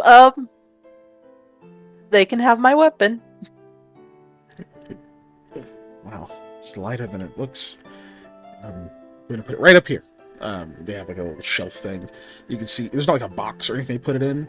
It's just a spot that will fit the fucking polearm. Thankfully, there we go. And we don't have a weapon rack. I can just put the rest of them up there as well. The rest of them being, I think you have an axe and a dagger. Yeah, the boarding axe. The dagger. Yeah. And the dagger, yeah. You don't have to part with the dagger, but they will take the axe. Okay. So you can't that over. They just put it up there, the same place. Let me go. Be careful of that one against wood. I don't plan on swinging it. No, I mean, like, if anybody, like, comes by with, like, a crate and it just hits it. It's literally, like, 6.5 feet in the air. Like, they were, like, on tiptoes, like, putting it on top. Oh, okay. Yeah. My mental image was much lower than the that. peg gets Okay. on, this breaks and it falls into the floor and goes through the floor and hits the next floor and goes through that floor. No, it's like a lightsaber. But yeah, they're just like, yeah, we'll be sure to be careful. Right this way. And they'll like lead you over to where you take off your boots, and they hand you. So I think what was it at Markham, and then at the other place, they gave you like these kind of like nice little slipper things that you can put on. This place they give you like flip flops, so it's like, okay, I guess. Which thankfully they seem clean at least, but get into those and are able to walk inside. Again, it's a nice house. It's not massive, but you can see there's quite a bit of space. There's a few rooms to it. You can see that there are also children here. There's a few of them that are kind of off in the corner playing with like dolls and other things. there is an older man kind of standing where you would imagine like a table would be if they were like seating guests and stuff, but they've put it away or whatever at the moment because they didn't have any guests. There's a guy standing there like looking over at the children. You can see he says something about he's like oh crap, I had it a line in my head and it's gone. Hold on. He says make sure to form them up, tight formation, and one of them is just like, they are. This one's the leader. And you can see they're like trying to line up these little like wooden soldier things that they've got. And he's like, nah, it looks crooked to me. And then he kind of glances over and sees you all coming in. Servant walks in and kind of does like a quick gesture your way. and the guy's just like, didn't get their names? And the servant kind of blushes. He's like, oh, my apologies. Don't worry about it. Just to the children. I'll tend our guests. And I was like, thank you, sir. And they kind of walk over and start watching the kids, who immediately one of them like throws something. Like, oh, no, not in the house. They go and grab it. The guy walks over. I'm assuming Eli's in the lead. He reaches his hand out and he says, Varmer Drusik. Eli Receive, pleased to meet you. Shakes her hand. Just looking for a book, huh? Cat's Grace, yes. Volume 3. Yes. That's always the one.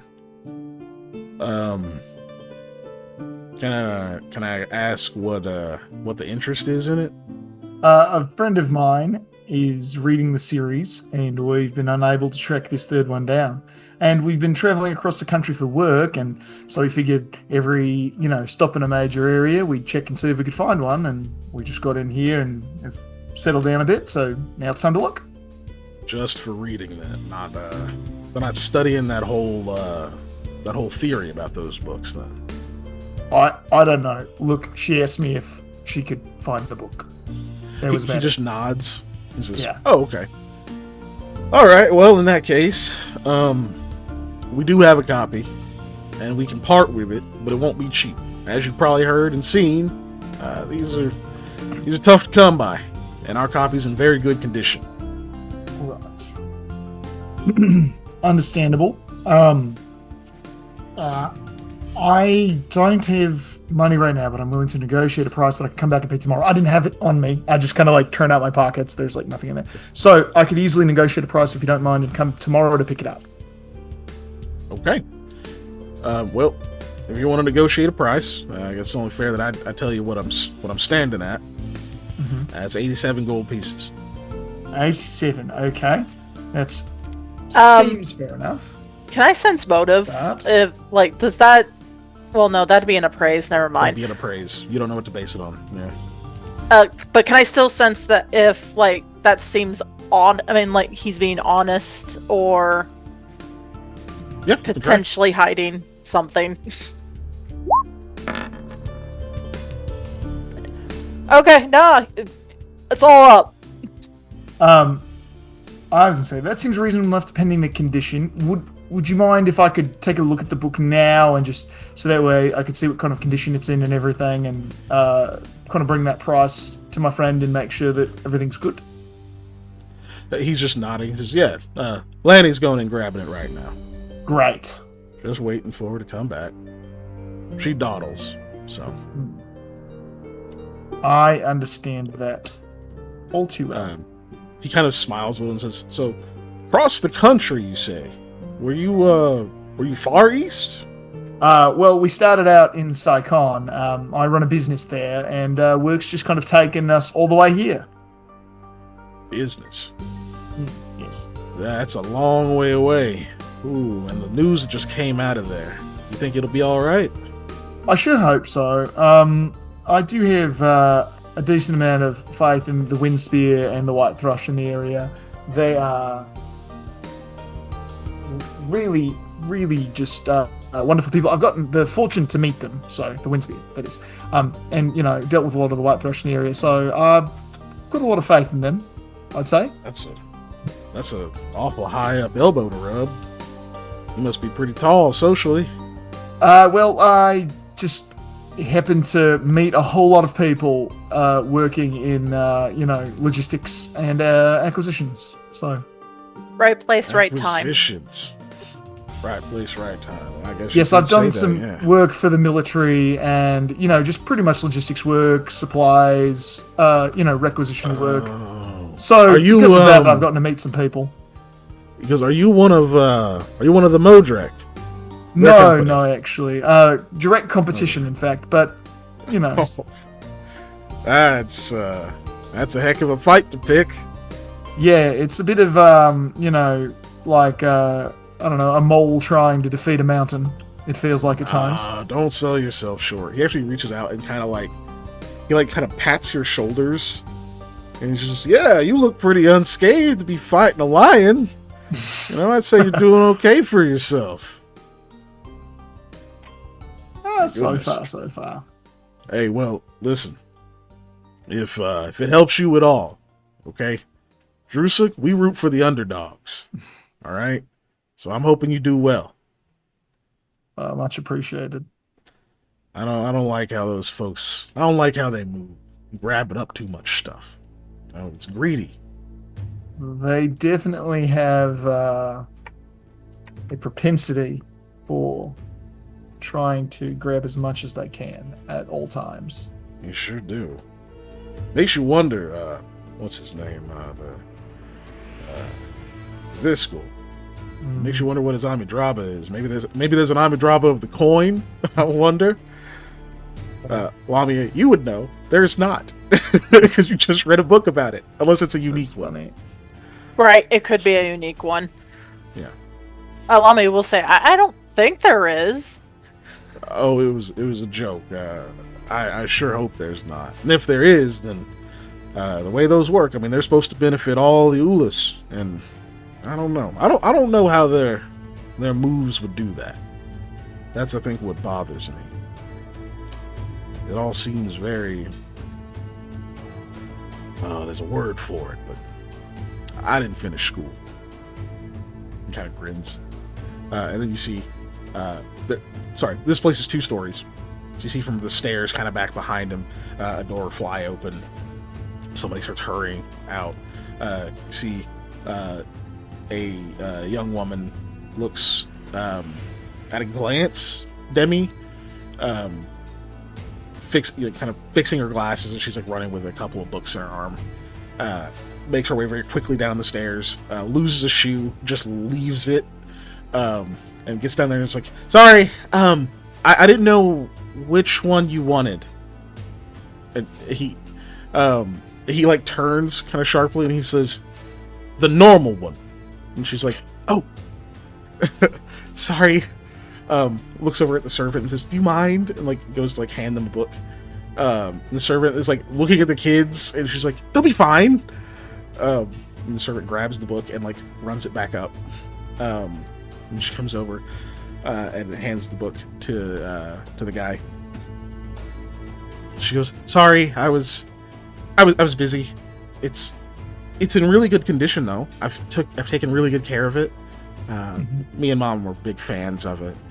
She's gonna try to write a play about it. Oh, He's like, look, I'm not gonna tell her you said that, but you're gonna let it slip, and then I can't help you. She just kind of shrugs. She knows I'm bad at secrets and shouldn't tell me if she doesn't want people to know. But yeah, you can see here, she's like actually showing you different parts of the book, which, Eli, you're welcome to roll an appraise. I think not you're trained in that. I don't think, actually. Then you can roll your profession instead. Yeah, I'm not trained in appraise. I will roll my profession. Okay, so no one, I don't know why in 132 sessions I cannot remember none of you are trained in appraise. It doesn't come up too often because most of those appraise rolls we do this, where I'm able to make a profession roll instead because my profession would be better anyways. Yeah. Cool. So let's keep in the 13. Yeah, that's fine. So what your profession does for you in this situation is you don't know how to tell if a book's in mint condition, but you know how to active listen and to appear as if the information being relayed to you is like that you're actually stewing over it and like Yeah. considering things. Yeah. You kind of just know how to like how to kind of fake being a knowledgeable source as long as you don't have to speak on it. Fake it till you make it, baby. Yep. So she's like pointing out different parts of like the spine and then like some of the lettering in the back and whatnot.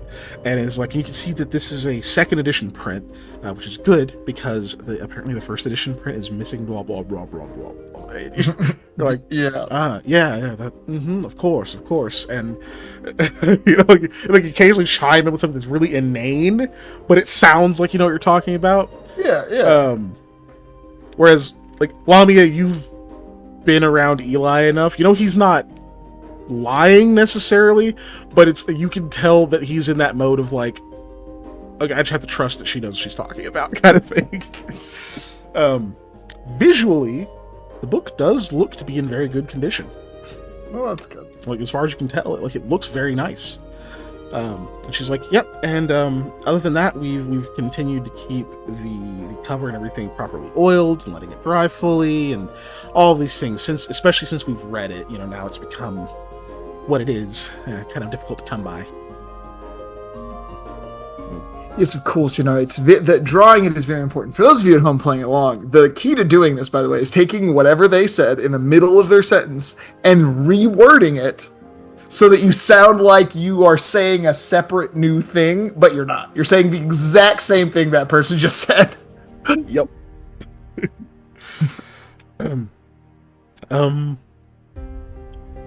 Okay, I know I was telling you that for a reason, and the father's just like, he's gonna buy it. And for those reasons, you know, the price is what it is. She can't come down just a couple of gold. I know you said 87, but nice flat 85. Give you a diplomacy real quick. Yeah, look, I have no intention of actually bargaining him down. I don't care. I'll pay 87. That's not the point. You just can't. Nobody just accepts it, though. That would be suspicious. Yeah. You don't want to look like a sucker. Right? Yeah. Okay, 18. You see, he gets like a little bit of a smile, almost like he can tell what you're doing. He understands, like, oh yeah, this is just the haggle thing. This is like what's expected, but he kind of picks up that obviously you don't necessarily need that, but you kind of have to do it. Yeah. But before he answers, the daughter's like, yeah, 85's fair. That's funny. That's great.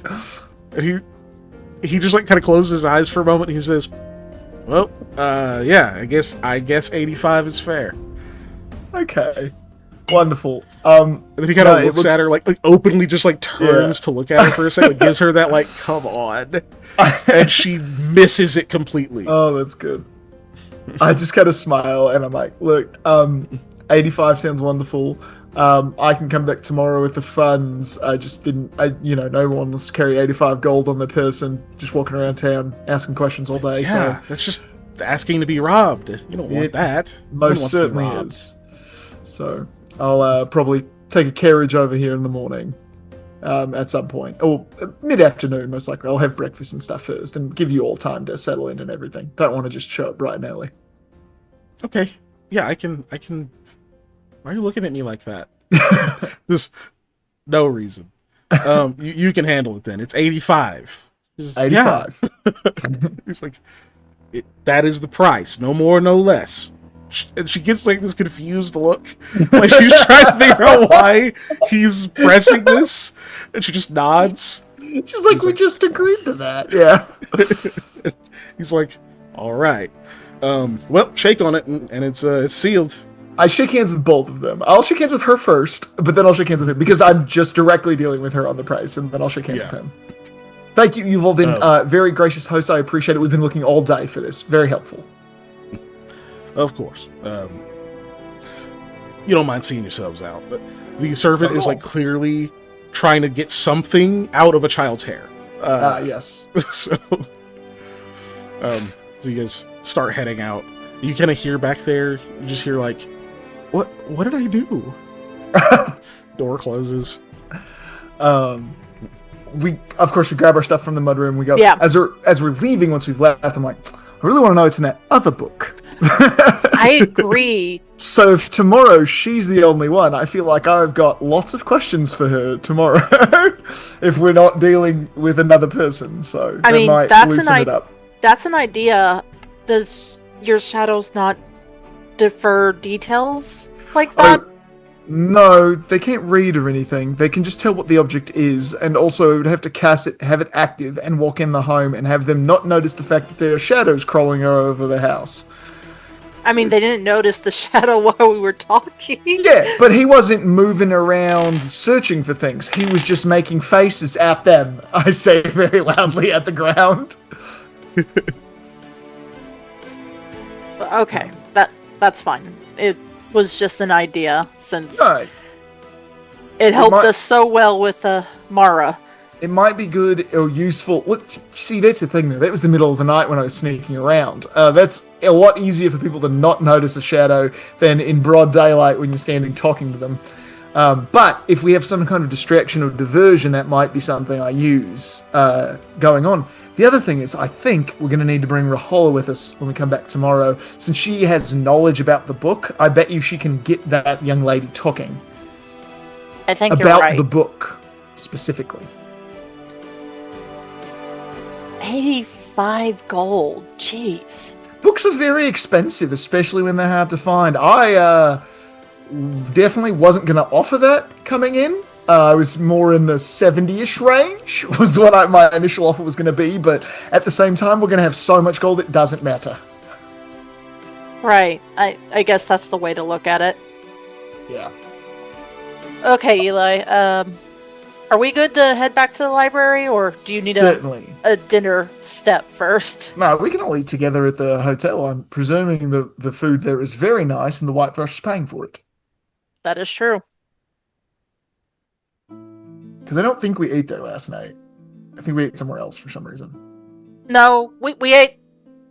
Wait. Did we even eat last night? I don't know. You would have eaten at the inn. Okay, Yeah. well then, yeah. So then I will know the food is very nice. I will not presume the food is nice. I will be like, the food is very nice there. I'm totally fine eating there again. Yeah, I think you've eaten there twice total. Yeah. When you got there, then you would have eaten last night. I just don't think we went over it, except with Sam and Hattie. All right, to the library. Cool. So you guys are heading back to the library. All right, Sam. You've been sitting there reading the stories and occasionally just talking. Yeah, you're good. You got a minute. You've been, reading the stories and stuff. There's been occasional little, like, sidetracks for other things, like other little conversations, that kind of deal.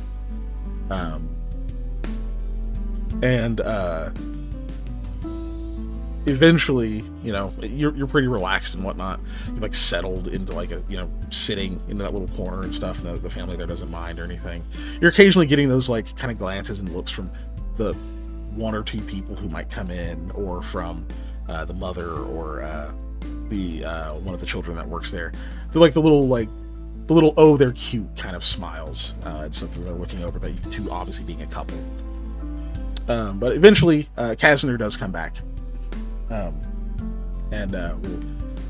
come over and say, okay, I was able to get a fishing boat that's perfectly fine taking you out on the water, as long as you have your own rod, and you'll need something to store your fish in. They can help you move it on and off the boat. They don't mind, but you'll need a crate or something that can hold water, a barrel.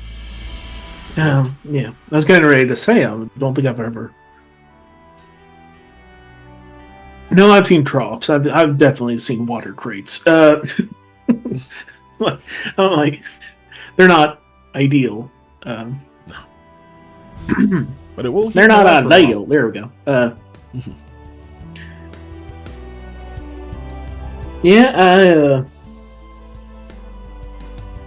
No, I do have the fishing rod that. Yeah, I do have the fishing rod.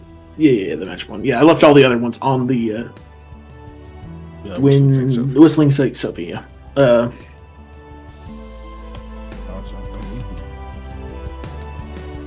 I have my own personal one. I do have some friends that I can acquire some more from if I need to. If it's I think I've seen. Well, I guess I could just go buy some as well. When will that be ready? Is it today or? It'll be in the morning. Is usually when I head out. Yeah, fishing's best done in the morning and evening. He says, "Yes, there's a. I could. I'm sure I could secure you an evening one, but since you guys have been up early-ish, I assumed morning was the time." Yes. Well, I appreciate you. It'll only be 2 silver to get you on its space and that sort of thing. And of course, they'd be responsible for your safety while you're out there, so it requires a bit of greasing the palms. Yeah. I don't. Well, unless there's a.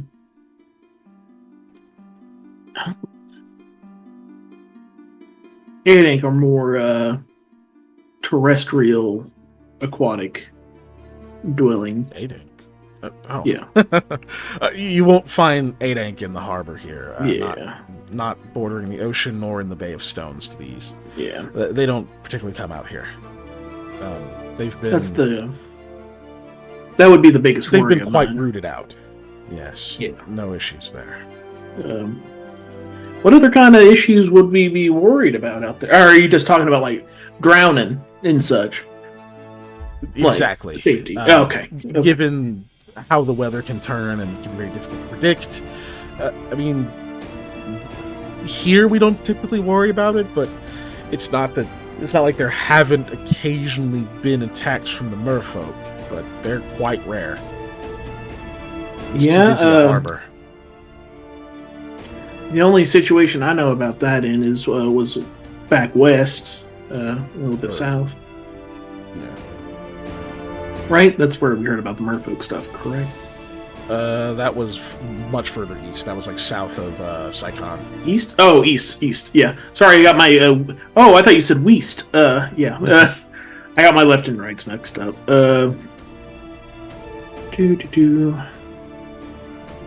Yeah. No issue with like piracy or anything like that up this way. Nothing you'd have to worry about it's a pretty simple fishing vessel. This isn't going to be a massive ship or something that would be carrying that kind of cargo to be a target for pirates. Well, people are targets sometimes. Sometimes. Yeah. Not as much an issue here. A bit too busy, too visible. All right. Angus, do you need that silver from me, or do I just pay it to them when I get there? Oh, no, you can just give it to them in the morning. Okay. The silver will get you passage the entire day. In fact, it seemed like they were willing to accept that as a multi-day thing if needed. They weren't particularly clear, but I figured you can hammer out the details with them. It will get you at least the day. Yeah. They'll be out on the water until lunchtime when they come back for a break, and then they'll go back. They'll go back out a few hours later. Well, I'll see how we do. Are they a net and fish boat, or are they strictly reel? They have both. Okay. Yeah. Like I know for myself, it's hard to bring my own net. When it's going off the side. One big Yeah. enough for fish. Yeah, it'd be difficult. Yeah. I was just curious. Okay. Well, I guess we'll figure out. He pauses because he didn't want to say Lamia's needs. What our needs will be with what I get. Because if I catch too much, I guess I'll just let them handle the excess. Because, I'm not exactly going to be getting extra barrels, I can only haul so much. I suppose you could sell the additional, or Yeah, or I just let them handle it, if they're being the... Unless, I don't know, you like fish? it's hard to stay in a port town if you don't, but there are people who are like that. Yeah. But no, you do with it what you like. I'm sure they'd appreciate it, adding to their haul. Maybe I'll catch another one of them. I forgot the name of that special fish. Oh, the weird moon one? The moonfish? Yeah, moonfish. Moonlight tuna? I've been to the Sturgeon. moonfish. Moonlight sturgeon. Yeah. Sturgeon. I've caught some pretty interesting things. All right, where about on the docks is it? I get all the info I need to. We don't need to roleplay that. Yeah, he'll give you. He kind of Yeah. gives you the directions and stuff, but he also lets you know that he can take you over there in the morning. Okay. Even though it's even when he tells you, you're like, oh, you could figure that out because your inn is in the harbor district. You're not far from it, but it's still. And I've been nice to the have harbor a guide. couple times, I would say. Yeah, At least twice. Now. and then obviously Sam's pretty good at navigation. Even in cities, pretty good at getting around. But yeah, he'll take you over there in the morning unless there's like a split need for him to be different places. If you get that info, excuse me, he does add on to that. He's like, if you do need live fish tonight, when the ships do come back from their evening catches, so it's quite late. But when they come back from their evening catches, some of course do have live hauls. Well, when my friends come back, I'll mention that to them. Also, that we'll need to acquire some sort of apparatus to carry said fish. I think I guess get like a barrel wheelbarrow. is the best bet.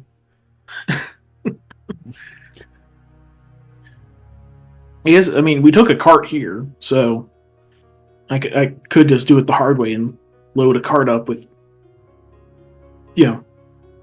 barrels and see what I get. Yeah, you could. Where the heck is that? I don't know. I feel like for the purposes of Lamia eating fish, the remains is what the issue is going to be. Oh, because Like, what do we do? What do we do with all the fish bodies? Because they're not. God, they're not especially God. Stop doing that. They're Hell. They've had life force, so they're going to be like bland and have no Yeah, nutrients and whatever. Yeah, they become very, very bland. Yeah. So at that point, good for Throw them back in the water at that point. throw them back in the water and let the catfish eat them. Like I don't know. Like there's still like technically there's nutrients are not just constitution, or like No, life. they are way Yeah. less nutritional, but they Yeah. do still have some nutrition. Yeah. Like it's stuff will still absolutely eat them. Yep. Which, in case of it, like certain fish, I know like there's fish leather that's made. The skins would still be useful, and like scales would still be useful, and so on and so forth. So should I assume you're passing time until you meet with the Yeah, others yeah. again? Yeah. Cool. So you guys will make it back. I think you were heading back to the library. Yes, that was the decision we made. So you guys arrive. Alright, Giselle's dying. And this one, back. I didn't really like this story. This story didn't have a happy ending. It's about a merfolk princess. She turns into sea foam at the end. I'm not too into that. Like, it seems more tragic than it is anything like that. Don't get me started on that story, Sam. And then I walk in on that one. It sounds I- dumb.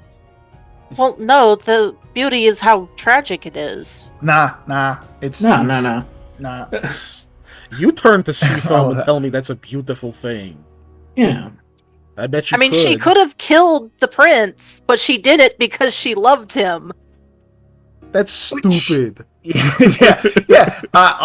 I co-signed that that's stupid. They had like no conversations prior to that. It was terrible. She agreed to be a weird servant. Her legs Why would hurt. you The write whole it thing was like awful. that? Don't write it that way. That guy has Just some make way it better better. other stories. There's a lot more that he wrote that are way better. I don't know why this one's so popular though. Rahala chimes in. Don't even bother, Lamia. I've tried to defend that story before too, and it's not worth it. Half the story is world building about an underwater kingdom that none of the story takes place in. Anyway, it is. All right, sorry guys, we're just ragging on the Little Mermaid. Keep going. Just need more imagination, okay? Yeah, just write your own version. No, thank you. Look, man, I'm not I've a writer. watched like the real Little Mermaid story where she turns into sea foam. Like there was an animated one. I was like, oh, I'm sad now. Oh no! Oh, yeah, it's real talk. depressing. That As story's a kid, awful. I was like, Real talk. That story this is awful. sucks. May Yeah, I like, highly recommend the Myths and Legends podcast. Jason does an excellent job breaking that story down and a lot of the like motivation behind it and alternate other ending style things Yeah, to this because story. it does have a Whatever. bunch of other ones. Yeah. It's really good. It's a really good breakdown, but that is easily Anderson's worst work. Like Yes. his other stuff is way better. I don't know why that one's famous. I do know Disney. Disney is why. well, yeah, That's why. Yeah. but it's see, I don't know anything about the actual story really. It's me watching this one version of it when I was a kid, thinking, oh, it's like it's Little Mermaid, but not Disney. And it was like darker and sadder. Okay, so that's what radicalized you. Whereas for me, it was the movie with the rabbits that I can't even think of right now. that my Watership brain's Down. Off of. Yeah, Watership Down. Thank Watership you. down. Yeah. Secret of Movie Nim. with the That's rabbits. I love Secret of Nim. If we keep saying these things, let's Ellie keep will show going. up. Let's keep pressing on. Ellie We'll showed talk up about Ellie old gave you a bunch animation. of luck and has posted Oh, did twice she? in chat. No, I We'll haven't talk been about old looking at animation it. all day. Let's keep moving, please. Panda and I have done this before. Where we spent a whole afternoon not watching movies and instead talking about movies. Tiger Cruise. Also, Panda. Sam has Yanshi's blessing. yeah, I saw that because I looked at chat for the first time in a while. Thank you. I'm putting the freaking summary of that movie in the Discord. Everybody should join the Discord. Okay, do that, but then I also can't, we please can't get be LA, wrong. I absolutely agree. back. Yeah, it's The good death shit. of Littlefoot's mom. Yeah. Oh yeah, tragedy. Don't get me started on the Fox and the Hound either. Oh Yeah. gosh, Hey guys. I feel weird about the Fox and the Hound. Hey guys. Are we just gonna do this the rest of the night? No, sorry. Because we can.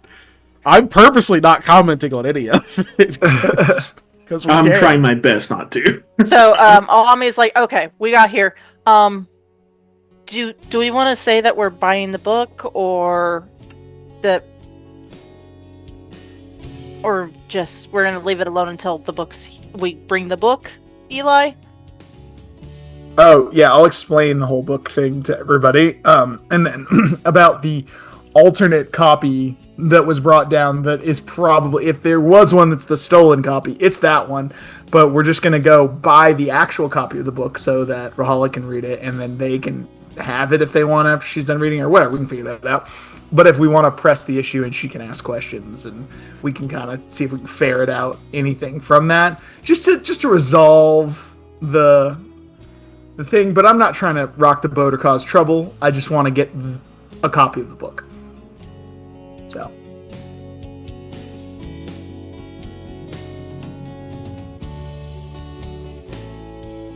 All right, good. Sounds good. Sam, were you able to get details on? Oh yeah, yeah. He came back by. Got a fishing. I forget what the actual term is. Expedition set up. Fishing something. It's gonna bug me. Go ahead. Just go on. Yeah, we're yeah, set up to fish. It's a BOYR. Bring your own rod. Okay, I was like, what? For a second there. Yeah. Or I guess BOYT. Bring your own Would you tackle. just continue? Good God. Yeah. Does everything have to become a tangent? Yes. I'm trying to type something. Yeah. Doing other shit. But yeah, we would need a way, Lamia, if you're not coming with me, to transport said live fish to you, or to store somewhere at the docks in kind of a private area where you can do what you need to do. Because we also got to worry about, the remains of said fish. Also, they should be coming in tonight with a shipment. So if we want to go buy some live fish, we probably can. I was gonna try and read and study further on tonight, though. I mean, how long does it take you to eat a fish? Well, to fill me up, it might take a little bit of time. Well, I'm not saying fill you up. I mean, like eat a carrot. Like Oh, I ate just to have a snack. I ate my normal today. Oh, okay. The point of this is to fill me up. Yeah, but I mean, you don't It does like not take long to eat a fish, to drain a fish. if you like. There's a few rounds. You don't necessarily need to do it all in If one that. sitting, right? Like over the course of a couple days, you could just eat a little bit more each day. Yeah, that'd be fine. Right? I don't. I guess I don't know. Like maybe you do need to do it all in one day. I'm not. Don't try to read my faces. I'm doing something else. I'm not reading your face. No, I don't need to do it all in one day. Well, I guess, did you want to fish as well, or do you just want to stay home and study while I do fishing? I'll be honest, I do not want to be on the water. Was there a reason for that, or did I forget something, or you just No, this has not come up. Oh. Also, Lamia and Romeo, we'll save real quick versus Sphere. Yeah, okay. I slap Sam on the back. Someone will go fishing with you. And then I walk away. It's not going to be me. He doesn't want to go fishing. What if you're really good at it? He might be. He just doesn't want to. You said it will save, by the way. Hold on, let me see Correct, what she. it is Oh will no, save. she rolled 19. I'm not rolling. And the fear isn't in there, so that's a 24. Sorry, checking the thing. That's probably enough. I'm just checking a thing real quick. But no, Excuse me. Mishani said something about this. I can't be on the water.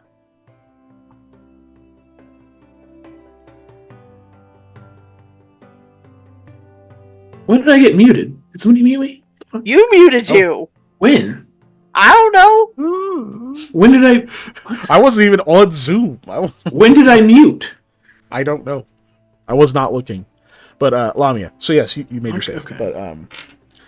But even like the thought of it, like when he's mentioning it, you're like thinking about like, could I even do that kind of thing? You start to feel this creeping, almost like a numbness, kind of at your extremities, and like your hairs kind of stand on end a little bit. Like you almost feel that like same shudder in your chest, like right before you just like burst into tears. You feel this like strange sort of sorrow, just it's kind of like blossoming up through your chest. You suppress it obviously, but you definitely feel it even just considering the idea. But yeah, Mishani said I cannot be on the water. I don't feel good about it, Sam. Oh. Didn't know that. All right. I wonder if that's a thing to like, keep you from leaving the country.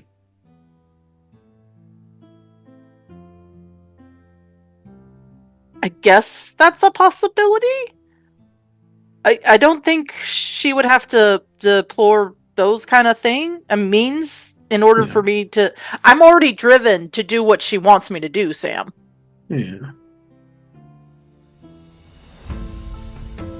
Plus, we could probably get enough things to like. Well, no, I don't know if you could fly across the ocean. Well, seagulls exist. Anyway, I don't think anyone was debating that. Yeah. Sam now thinks that seagulls just fly across the ocean, like, not needing to land, because he sees seagulls everywhere.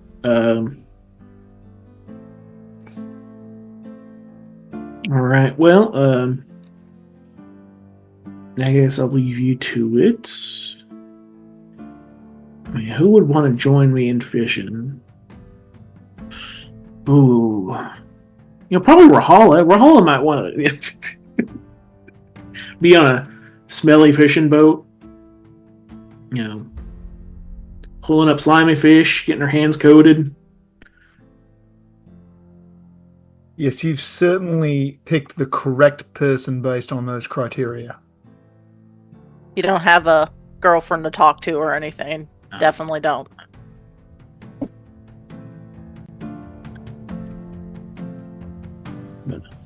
I mean, worst case scenario, I'll have Sherlock out there and he can tell me where the fish are. Because he has the seek ability, which I think works better, weirdly, in water, because it's not like a, but yep, there's living stuff over there. Okay, cool, it's probably fish. Right? He's my depth finder. Yeah, if we can get the surface enough. Did we want to go back to the inn so you guys can eat dinner? Are we eating there? Yeah, sure. It's like late afternoon right now. Not quite there. Did you want to... Or I guess, did you want to try and get some fish tonight as well? I don't think clarified on that. it can wait, Sam. Okay. Just see. I mean, should we hit up the Whistling St. Sophie and see what they're doing? Or no, she's... Well, she was at the inn. I don't know if she went to do anything. She just crashing. Look, Casimira, yes. Casimira, yeah. Do we know where your It's with them. personal item is? On the place I don't want to be. Is it going to stay there? As far as I know. Okay. I mean, the boat went missing once. I'm just pointing that out. She was still Sam, Yeah, I mean, why would you want to jinx that happening? I'm just stating. They went through a cave, Sam. A very dangerous cave. It's docked. Don't tell me a cave is going to pop out of nowhere and then encapsulate the Whistling St. Sophie. Have you not heard of sinkholes? Not in the water! Do sinkholes happen in water? I guess, but I don't think... I don't know. Anyway. Yeah. Sam, okay. you sound like you're hungry. I mean, I can eat. What defines having a residence in the city? Can I just go like buy a loft, or like, do I need to actually like live here? Do I need to like, how long do I need to live here for it to be counted as a residence? Will that let me vote in upcoming elections for the city as well? That would be a knowledge local from Eli. Sure, I can do that. Or Lamia as well, if she's trained. I am not. I just realized this thing is closed. What do I get here? Yeah. There it is. What if we just open up a new branch of Alduin's Logistics and Retrieval? We just call it Alduin's Logistics and Retrieval 2. Eli instinctively looks around for Mayor and realizes that he is a few hundred miles away, and is like, okay, you don't know either. The person who would normally answer that question is not at your disposal. Okay. Yep. No clue. Sorry. It's fine. Yeah. You know what's funny is there's a DC 12. Shuts the storybook. But And all right. I guess we'll continue it later. Yeah. I mean, I remember some of them offhand. I just I don't remember the exact wordage and stuff like that. You know, that's why it's easier to read. And if you don't have like a book, you'll start to ramble, and then we'll talk about something else. Yeah, that's okay because I enjoy talking to you. Yeah, it's fine. I wasn't complaining. It's just different. She grabs the book and it's like, okay, this time I get to go up the ladder. No. Go over, pulls the ladder thing over, locks it in place, checks it a couple of times, unlocks it, starts climbing it. And I push it a little bit when she's at the top after she's put the book back. Careful. We're gonna get thrown out if we do this. Yep, you have to catch her. Oh no, I wasn't looking. I rolled a 5. Ooh, She has a better acrobatics than do that, I need to but roll something or No. No. She's not that high up or anything. She just it very quickly loses her balance and falls. Not like all the way down, just like you have to like kind of reach up and like steady her, you know, whatnot. It creates a very slight commotion in the place, but nobody got hurt, so it kind of dies down. Oh, sorry. We're leaving. Hattie's embarrassed. She shouldn't have unlocked it in the first place, but I shouldn't have fooled around either. you guys leave. Cool. So, I assume you're heading back to the inn at this point. Cool. All right. Yeah, unless we had you something get back else to the do. inn. Right. Yeah. You get back to the inn. I don't know if there's like any particular stuff you're doing other than like you get there, you know, get out of your wet and stuff, whatnot, and then head downstairs to get some food, or maybe sit and talk for a little while until dinner starts being served and whatnot. There's some musicians there that are playing already, which is nice. It's pretty good music. It's nice and warm down there. It smells nice. Like it's just kind of better. Like your rooms are great, but you know you're gonna have plenty of time in there and whatnot, and it's like for the moment it's kind of nice being by a fire and that kind of thing. Yeah. So imagine you guys stay down there for a bit. I guess I would see if Casimira and Captain Kalan want to eat with us. Yeah, They're our friends and literally across the hall.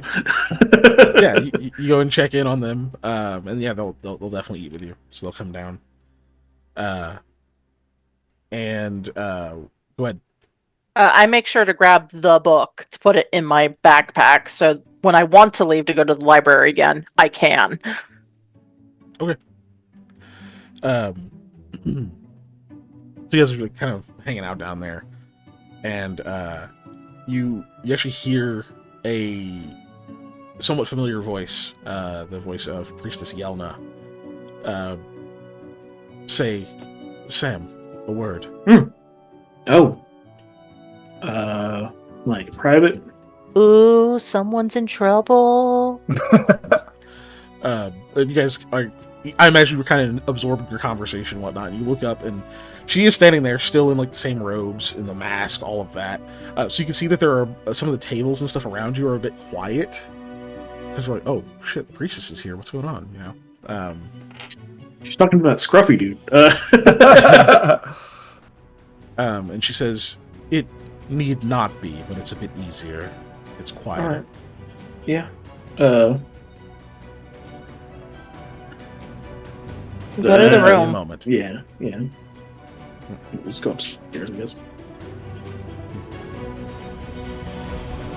Of course. Have you been here before?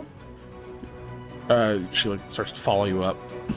She says, I've been in the building, yes. I have not rented its rooms. Have you seen the bathtubs? Bathtubs are really cool. They are certainly something. Haven't used them myself. This isn't my idea of comfort. But I understand why it is for some. I mean, Get all the way upstairs. one can only take so many, baths with a bucket and rag, It's simple enough to give up some of these things over time. It's been a long time for me. Make it to your Do y'all room. have a? I guess as we're doing hers, do y'all have a life of?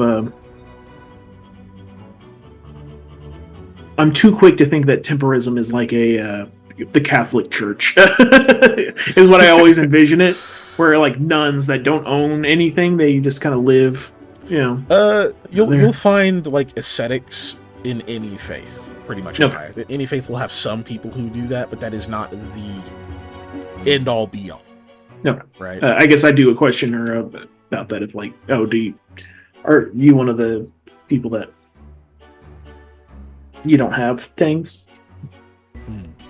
I've forgotten That's how we would word it. Many of these things, all by choice, of course. It's not an obligation, but a part of the journey that I have accepted. But I do accept some luxuries and comforts from time to time. This is just not for me. But on to why I'm visiting. Is Ravinia doing better? She is as she was. Same like and a thorn at once. Okay. I mean, I know everything's still fresh. Okay, so what were we? What's going on? The two you sent are still alive and being kept safe. I will keep most of my visits away very brief for a time. But this I felt was quite important, and it is... I mean to offer you thanks in a form that only I can, at least of the people who are currently available. Your friend, the Hawk. Oh, yeah. Trailhawk. But yeah. How long has he been at your side? Oh, Lord. All right. I got him. Well, I say got him. He showed up. Yeah, I explained the story. It must have been... The tiger and all that, yeah. Yeah, yeah. Oh, about X months ago. I don't know how long it's been. It's been a year? Been a while. Give or take? Yeah. Yeah. It's been a while. I don't know. I don't remember exactly how long off the top of my head. But yeah, so you tell the story. For a full year, but yeah. And she says, then you are bonded by the strife you've endured. Saved one another, it seems. It is a good bond. It seems there is much that he is likely to be thankful to you for. I know what it's like to get pulled out of a creature's mouth. Yeah. Sorry. An unfortunate experience, one I assume you wish not to repeat. Not willingly, no. Well, I'd do it if I had to, though. The offer is thus. We have the ability to bring an animal's consciousness to an ascended state. This is a permanent gift that can be bestowed upon a creature. It can give them the intelligence, the reasoning that you and I have. Greater and lesser in some ways. It is hard to know exactly how it will turn out, but it will awaken their minds. Is that what? I believe it was. I forget if it was like a bear or a tiger or something like that that were very intelligent when I was in the grove. I forgot what it was. You were in the grove? Yeah. There was a really huge tiger, and that you knew was like, oh, that's an actual tiger. That's not a person transformed into one. Yeah, yeah. But the bears were obviously druids. Okay. Yeah. Did I see some of those individuals?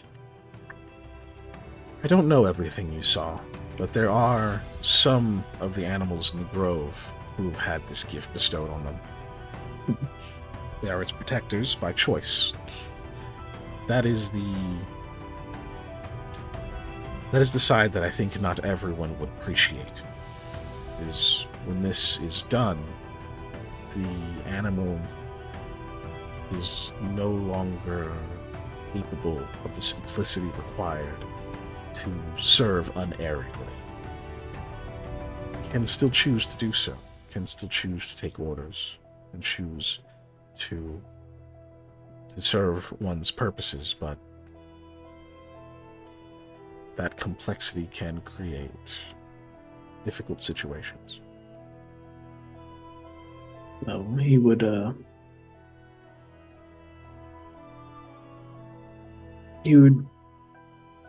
have more autonomy. Is that the correct word? Yeah. Yeah, or agency, either one. Yeah, yeah. You would, yes. And it seems that you've treated him quite well. There is a good chance he will not choose to leave you. I mean, I'd understand if he did. I definitely haven't fed him the best things in the world.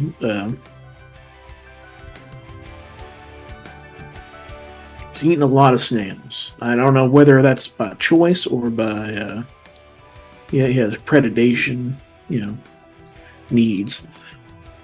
I've worried a lot about if I were to die, what would happen to him, seeing as he came into this place. I've never seen another. Well, I'm pretty sure I've never seen another bird his size. That's been a. Well, I guess besides like an axe beak, but like. You saw one other bird that was like this same kind of scale up. It wasn't a hawk. He's the only Lila had one. kind I've seen of his kind, and the way he came to me, I've often worried that if I were to die, he would just go back.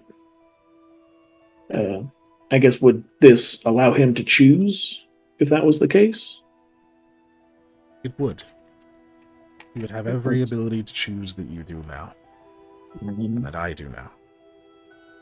You'd be much more similar than you are at this moment. And there are cases of creatures who've received this gift, passing it on to their offspring, even creating lineages of what were once beasts, now something else. And there are very few who have regretted that being done to them. Very few. Sam's family tree is going to be crazy. Uncle Sherlhawk, Harpy daughters. Sam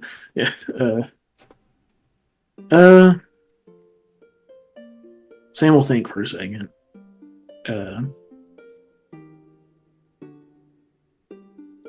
I mean, I've spoken to him, and he seems very intelligent already. I guess I don't have a whole lot to compare it to.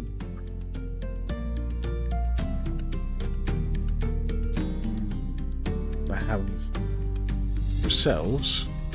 Well, yeah, I suppose if you mean in the form of an animal. No. Yeah. An animal who's been... I don't like saying trained, but taught. Like he has. It is a bit of a shock, but there is also another fact that could help, and that is that the Guardian Grove would be open to him, of course. There are others who have been through what he will go through.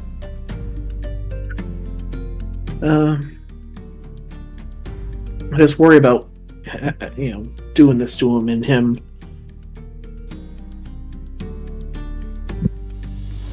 not wanting it, Like he can't go back once he has this, right? Correct. As the gift settles, the creature does make the choice to resist or not. Okay. Well, I mean, I would like to give him that chance. I guess ultimately it's his decision whether he takes it or not. Once we give it to him. What would it? What does this entail? It entails the gathering of many very rare, very expensive reagents, which we have gathered and prepared. And What do you need from me? I guess is what I'm asking. the ritual takes a full 24 hours. You do not have to be present, but I imagine you would not have it another way. No. We have some time until I'm needed for other things. I'm going fishing tomorrow, but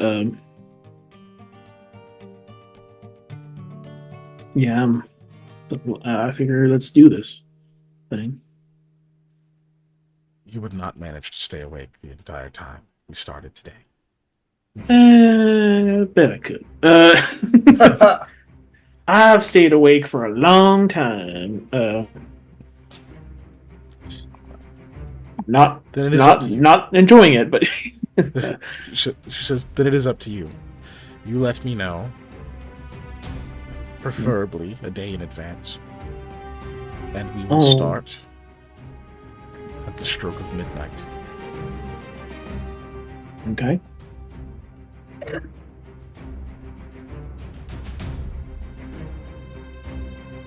Yeah, excuse me.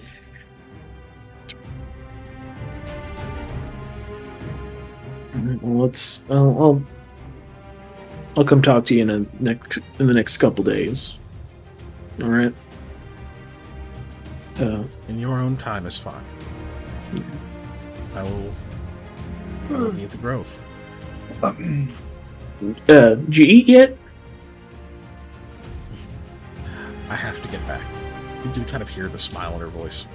All right. I'm just saying we're having some friends, and you're welcome to come eat if you want.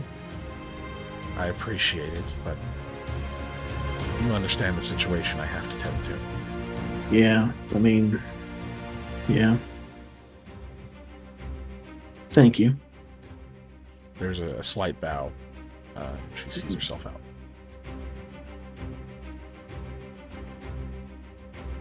I need to see if they'll. Getting one of these bathtubs up there wouldn't be too hard.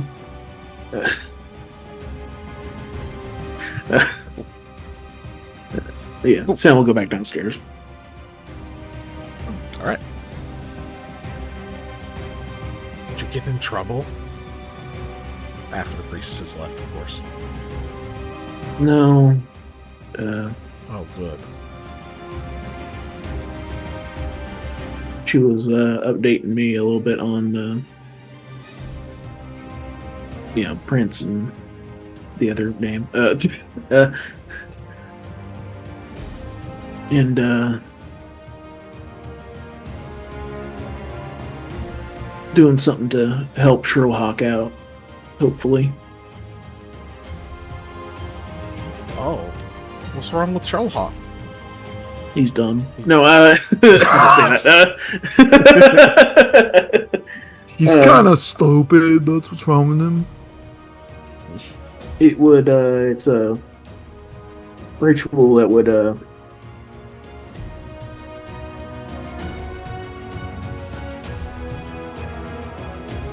let him choose his own destiny.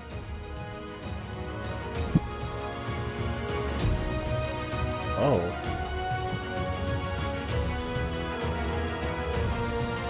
Wait, what do you mean? Look at did she say awakening or something like that? Trying to use the word she That it used. would awaken him. Yeah, she did. Yeah. She Yeah. did say the thing. Yeah, It would awaken his mind. that would awaken him, and he would be much like you or I in ways of thinking and doing stuff. Oh. Oh, wow. Well, it's Which- probably a lot safer with him. Yeah. Wait, what? She's like giving you a look like, she goes, "Oh, back home they can do that too. Apparently, somebody did it a long time ago to a Thunderfoot. What? Yeah. Oh wait, you don't know what the Thunderfoot is? It's a I really, can guess. really big, like it's huge. It's like, oh my goodness. Okay, you know how tall the Markham Manor was? Mhm. Uh-huh. It's like that tall. Hmm. And it's big, and it's got these really big, like its legs are like an X-Beak's legs, except it doesn't have feathers. Do Axebeak's legs have feathers? I assume they were like ostrich, or not ostrich, but like chicken legs. Well, not like the yeah. not like the bottom part, but like Yeah. the upper part has. Okay. It's Oh, like that, and it's got these big talons on it, but it's got like small arms, but it's got that really big head and these giant teeth.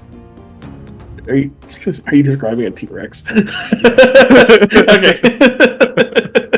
You said the tiny arms. I was like, Tiny arms. tiny arms. Yeah.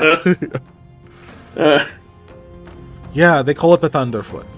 And Yeah. apparently, somehow, a long time ago, somebody did the thing with like a whole ritual, and they made one like person smart.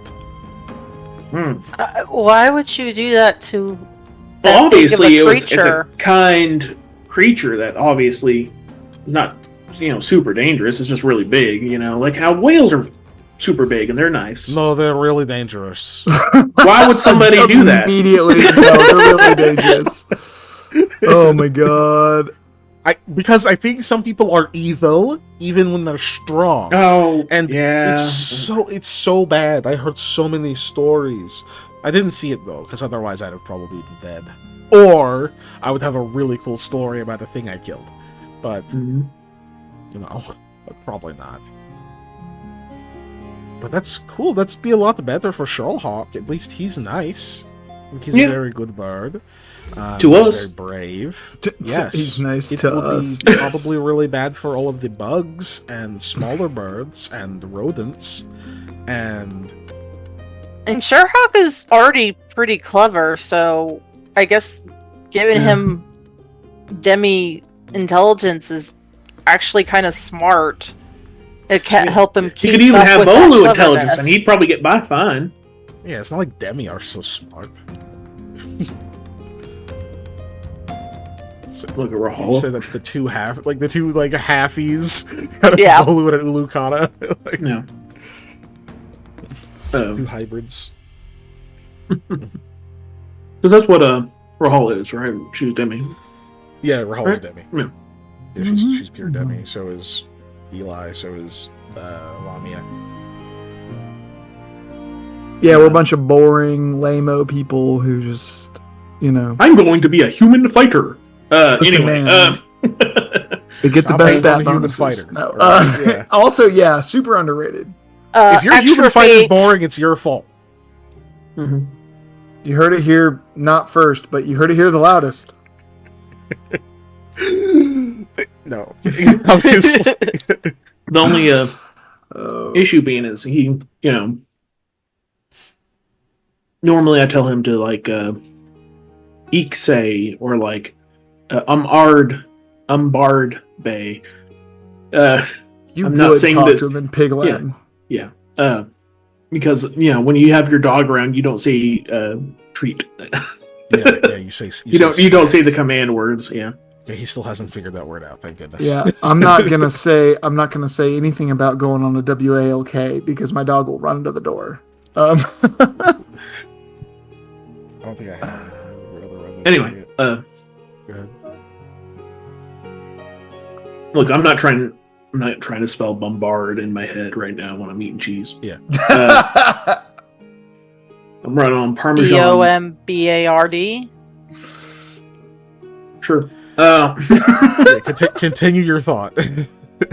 Yeah. The only issue being is, I give him these orders and he does them, to his best of his ability. With this new thing, I would probably... It's more of a...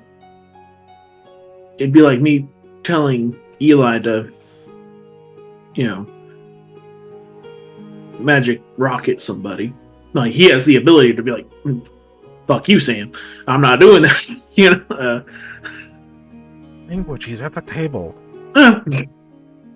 But, Oh my goodness. look, that was my impression if Eli was my Sherlock. Eli was my Sherlock. Yes, I was indeed your Sherlock. But I agreed that it would probably be the best for Sherlock.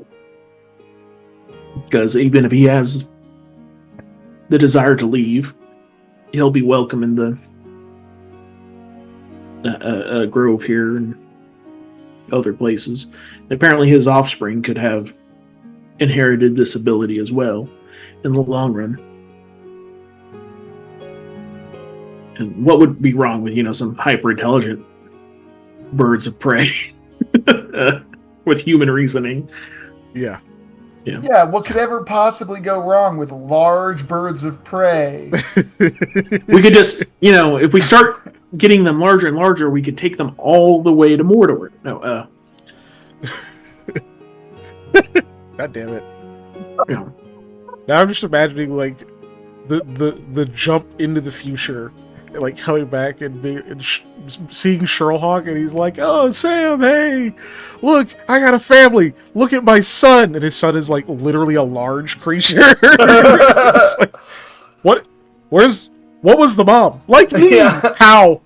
Yeah. What? It was. Oh my god. What did you eat? Look at them. Yeah, this was the youngest. Whatever I wanted, I could decide. Yeah, this one's the youngest. I've I told learned them all the about valuable you. of trading in currency. Yep, the youngest of how many? Are they all like him? Are they? Oh no, he's very polite. No. Are they all like him? What? Oh yeah, of course. They all have the same genes, Also, the insinuation of are they all like him? No, he's very polite. The other ones are not. Yeah. That's the insinuation. Exactly. He's by far the nicest. And Yeah, the one I don't need to watch. Great. Glad he's the only one I can see. But anyway. Sam's like, what have I done to the farmlands around here? Oh god, sheep are going missing. Right. Small horses are going missing. The Drew just will not stop them. They're like, no, this is fine. Cool. But yeah, so you kind of get into that, and she's just like, no, I mean, it sounds like it would be nice. Yeah. I am thinking about asking him if he would want this done in the way that... Oh, yeah, do that! You can do that. You don't even have to, like, think about it, right? But did you not pray for it today? I don't remember. I think I took all combat stuff. I didn't take speak with animals. Look, I did the complete opposite of what I normally do, where I always take speak with animals. And this time I did not. I took all combat spells because, like, oh man, we might throw down at the library. Like, I'm not. I've gone unprepared too many times. Yeah, they're like they feeding him, some raw meat or whatever. He's just over there just ripping it apart. It's like, man, soon he's gonna realize he has knives on his feet. Like, he's gonna know what that's about. But obviously he's not paying attention to this conversation. He's eating steak. Yeah. That I've cut up for him. So he doesn't make a mess. Right. If it was outside, it'd be fine, but yeah, I don't know how some of these residents would feel, or patrons would feel about, oh yes, I'm paying 80 gold a night for my thing, and the finest diamond. Why is that animal inside eating at the table? It would be fine if he wasn't flinging steak everywhere. Ah, like just like a and the best shower part, of raw meat. yeah, the best part about him becoming sentient is we can get him the hunter's cap, whatever the actual hat that Sherlock Holmes wears. Yeah. They're called deer stalkers. Deer stalker, thank you. Yes. Yeah. I was like, it's some kind of hunting term. I can't remember. Okay, before we get so far off topic that we're not even playing anymore, let me give you the kind of mechanics here real quick. Just so that you are aware of what's being offered as a player, not just Sam in the meta. So obviously they're offering to awaken Sherlock. When a creature is awakened, they no longer are an animal, they become a magical beast. Doesn't change his hit dice. He gains 2 hit dice, but they're still d8s, but he would immediately gain 2 hit dice. Which he can actually use to take class levels, because he'll be intelligent. There's numbers and dice rolls attached to how much intelligence and charisma he gains. Oh god. But beyond that, like he could end up smarter than you. Yeah. He gets 36. That would be terrible. No. Look, I'm not crazy intelligent. I think I have 12. Or I'm above average. He gets 3d6 that he adds to his current score, which is 2. Right? So ooh, yeah, he or could not 3d6, 2d6 okay. for his intelligence, yeah. Yeah, so he could beat me definitely. But he could still, if he and charisma, he could definitely beat me because I have a flat 10 to his charisma, because his charisma is also very low. Oh no, I'm sorry. It is 3d6 for intelligence. I was looking at because there's 2 sections. There's one for like plants and then one's animals, and I was mixing them up. Wait, sentient plants. Roll back. You can awaken trees and shit. Yeah. Sick. It costs 2,000 gold to cast the spell. I mean, yeah. My dad's campaign, we woke up a tree and it became basically an end, and that was a really fun thing. When that I'm assuming it's a druid spell. Oh yeah. Yeah. It's druid specific or shaman. Which shaman is a hybrid of druid and witch. Okay. So. If I was a high level shaman that had a shitload of money, I would just be like, all right, I made 2,000 gold. Time to go wake another pine tree up and defend my woods. I mean, yeah. This is how this stuff happens. But sorry, yes, it is. It is 3d6 intelligence, so he can become very, very smart, and 1d3 charisma. Because animals actually have not great charisma, they sometimes have decent charisma. Yeah. Then he gets 2 hit dice. But so that's that part, right? But don't worry too much about dice rolls, that part of the stuff. The main thing with this is he will no longer be able to be an animal companion. Okay. So that class feature would be empty. You of course have time to retrain that, so you can get a different animal companion if you want.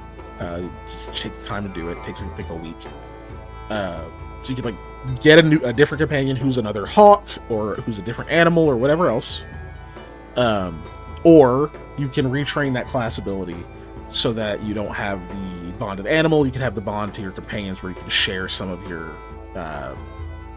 favorite enemy bonuses, that kind of thing. You can do either of those with your time, just so that you're not without a feature at all.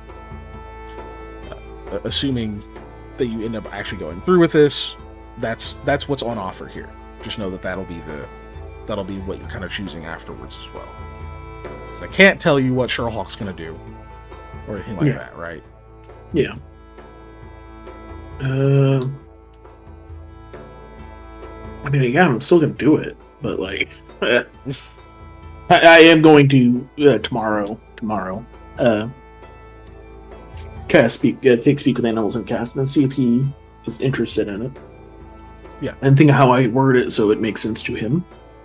Because I think we've kind of glossed over the fact that he is not, very smart, like no. of equal intelligence. No, I've played him the way that I've played him on purpose. Mm-hmm. Certain things he understands very well, but he's not gonna like logic his way through situations. He's just not. Yeah. What we've lost is how Speak with Animals works, which I'm fine with. Yeah. Usually you just ask questions. But yeah, so that's what's there. You don't have to make that choice right this second either, right? It's just, that'll be a thing after that's done. You'll have that empty class feature, so you'll want to do something with it. Yeah. I shall look at seeing what I can do. And obviously, this is at the dinner table, so you're all hear all of this and whatnot.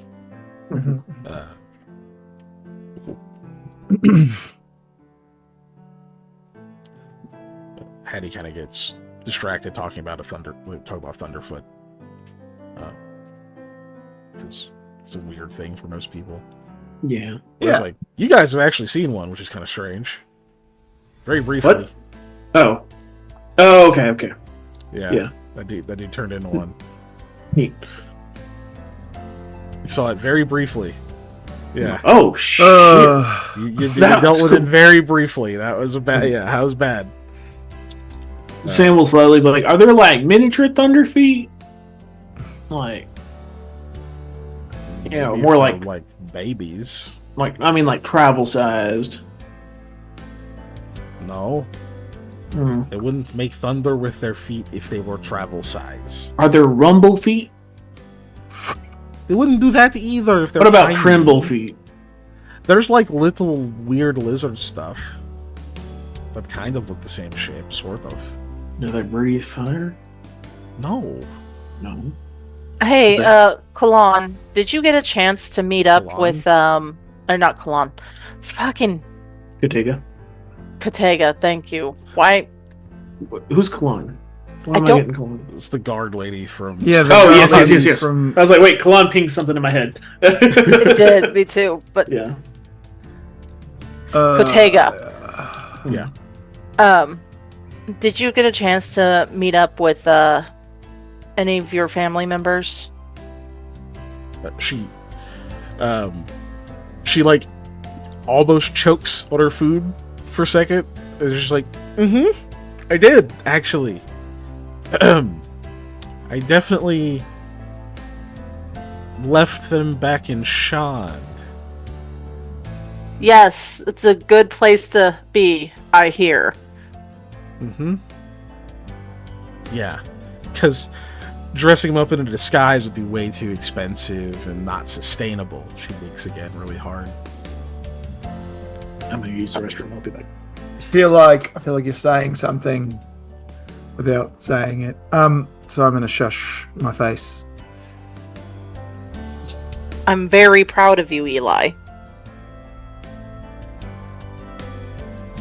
Subtext is often lost on me, even though I employ it all the time. Yep. So we're all good there. No issues. I'm not winking. It would Okay. be strange if you were. I'd be concerned for your health.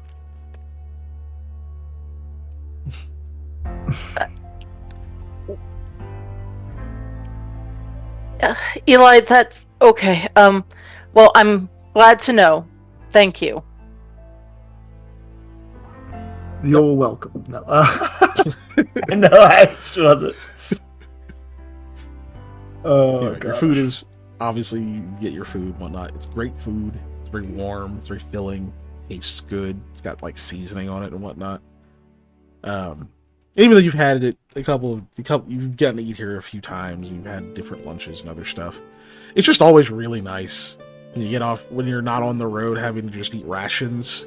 Even though Eli can make them taste like other things, at a certain point, chewing on like granola that tastes like fresh baked bread is just like, dude, I don't want to do this anymore. I just want to eat regular food. I will have to stock up on rations as well. But I mean, and even for Lamia, even though it doesn't fill the whole like need for It still blood tastes thing. good. It still tastes good. There's still that like the sort of habit of just like, oh, people are eating. This is it's like a group thing, and also you want to eat. You just don't want to. You don't need to.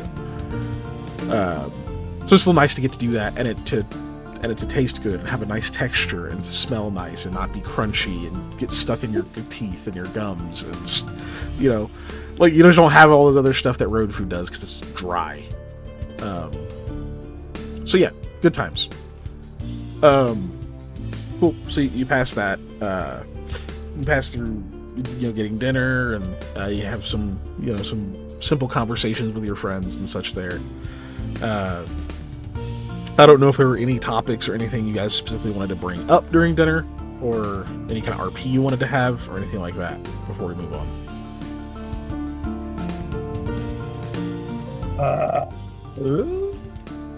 Nah. Yeah, not that I can remember, and Sam is currently not here. Actually, RP-wise, Lamia would ask, hey, did you find any books while you were there at the library with Just Rahala, Hattie? Hattie's like, no, I was mostly just seeing what she was reading. I looked at a few titles, and I glanced at some things. I talked to the mom that works there. I talked to her a little bit, but nothing really. I wasn't looking that hard, to be honest.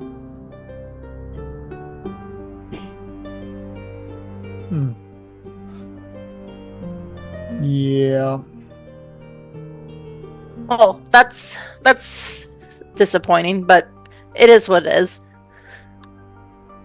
Oh, It was I is supposed to indeed. find something? Well, no, it's just having a book to read is while you're in a library is kind of nice, especially if you're just there to keep somebody company. Oh, well, yeah, I could have found I could have really looked if I really needed to, but I don't know. I was just kind of relaxed and chatting with people, just a little bit. You have to be quiet. Yeah, that's fair. You definitely do I have might to be find- quiet. I might find something next time. Oh, did Eli tell you guys about our upcoming adventure? I guess I'll say. Oh, the reason we're here? Yes. No. I don't think you have yet. Oh, wonderful. Yes, so just so you all are aware, we're going to be going into what they call the repository, where there's tons of statues of potential nascents, but they're all supposed to be deactivated. But we're checking to make sure, or just inert. That was the word he used, I believe.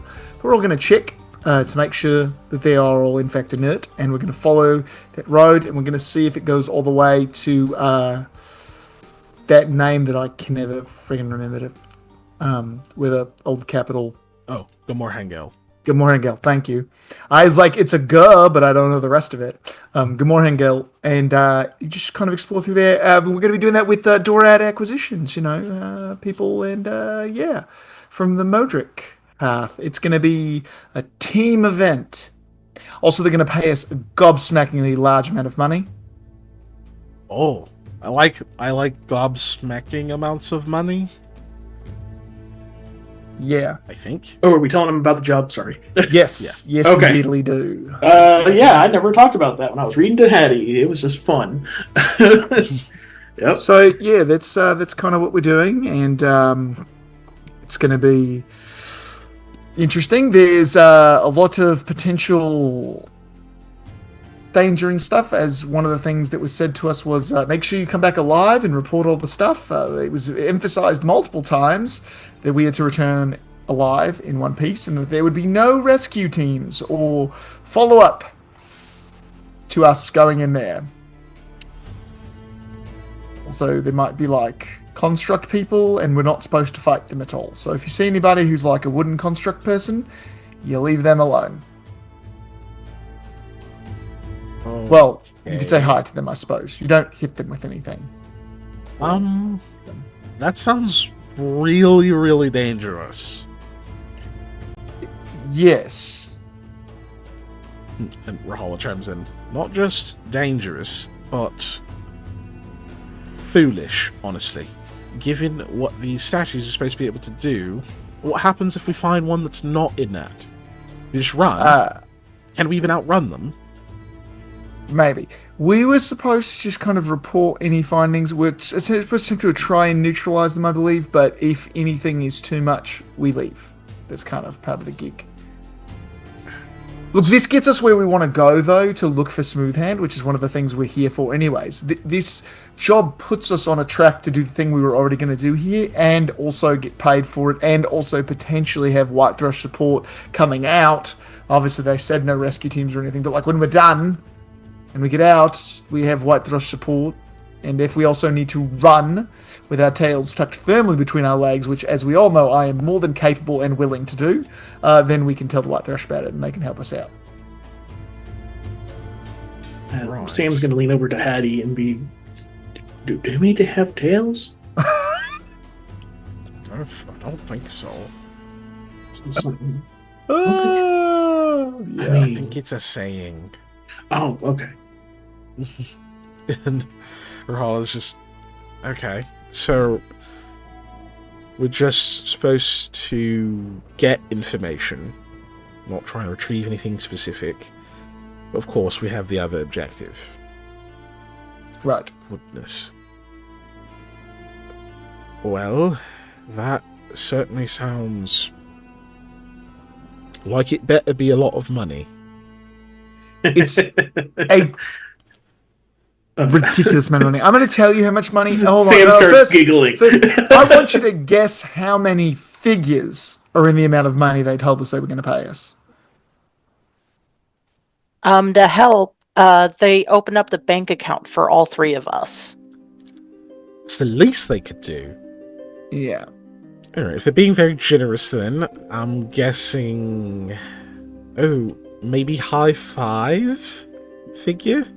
I just start doing the up, like... Okay, so we're at 6 then. Yeah. That's more tempting. But it also means... It makes me a bit wary. I mean, no one hands out that sort of revenue unless... Maybe there's a chance they don't have to pay it. Oh, definitely. They are 100% gambling on the fact that they're not going to have to pay us because we're not going to come back. But here's the thing. We always manage to come back and keep the money. So that's the plan. Gods. Okay. So there's the other aspect to this, though. If we're thinking that there's some gamble here, that they don't have to pay the rest, I'm assuming there's an upfront of some sort they gave us. Yeah, 10%. That's a lot. They already forked over, what, 2,000 just to get us here. Right. And we also have a coverage of our needs, equipping fees and all of that. That's 50,000, I believe, is what it was, right? Yeah. Wow. So that's a lot of money they could lose, even before there's a chance they don't have to pay out the rest of the 270,000. Right. Good lord. They've definitely invested heavily in us. Okay, so there must be some sort of benefit to us going in, even if we die. What is it? Because if we get information and that's all they need, and we die there, they don't get that. Right. So what's the thing we're not being told? Why are we going? That's a fantastic question. Now, Did you tell them the bad news yet? Or the Dorats coming with us? Yes, I told them the bad news. Now, What? Oh, yeah, I said that. Addie I at the did that same thing time, where I each kind of getting glossed confused that at once. over in the middle of my sentence. Yes, it's a joint venture with us and the Dorats. Lamal, his buddy, whose name I never cared enough to remember, and his father are all going down there. And this Casimira has like set down her drink, and she's like, "That's what they're doing?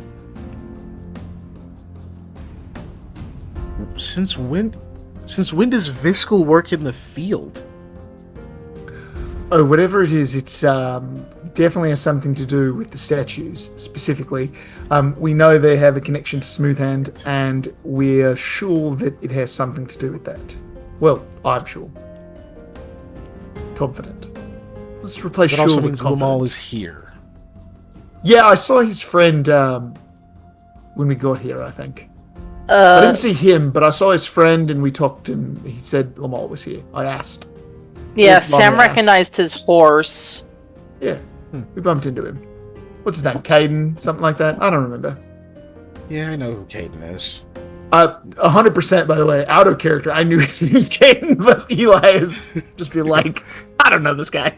He beat up my friends. I don't like it. Yeah, I don't like him. I don't want to remember who he is. She just kind of So, leans yeah. back and like takes like a long draught of her drink. It's like interesting. Well, that's certainly something. Yes, it's proven to be full of twists and turns. Now, sending us down there and giving us special dispensation to go in particularly forbidden zones for a just mind-bogglingly amount of coin is definitely not outside the realm of possibility for, this kind of stuff, but it does seem unlikely that there's not some other agenda that is beyond simply what we're doing, of course. I didn't feel like coming straight out and asking that. However, I'm supposed to be getting my plain not binding amulet back. When that happens, I do have some other questions, and I do kind of want to poke around the edges of what's the secondary objectives with a little bit of, smart questioning. So if anybody can think of anything really good that would help us kind of ferret that out without necessarily coming straight out and saying, so what do you really want? Or what's the fail-safe if all this goes belly up?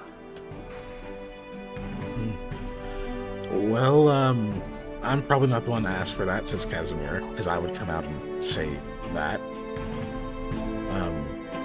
One thing you might Same. want to know: is this the first team that they've actually sent in for this?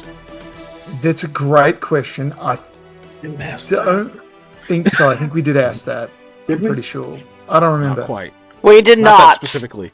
What you found, you did find out that they did send requests out to other teams that refused, Ah, but yes, that that's doesn't right. necessarily mean that nobody has ever accepted, right?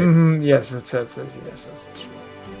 Okay, yeah, no, it's definitely a specific that I want to find out. Because yeah, it's very likely that we're a second or third wave, but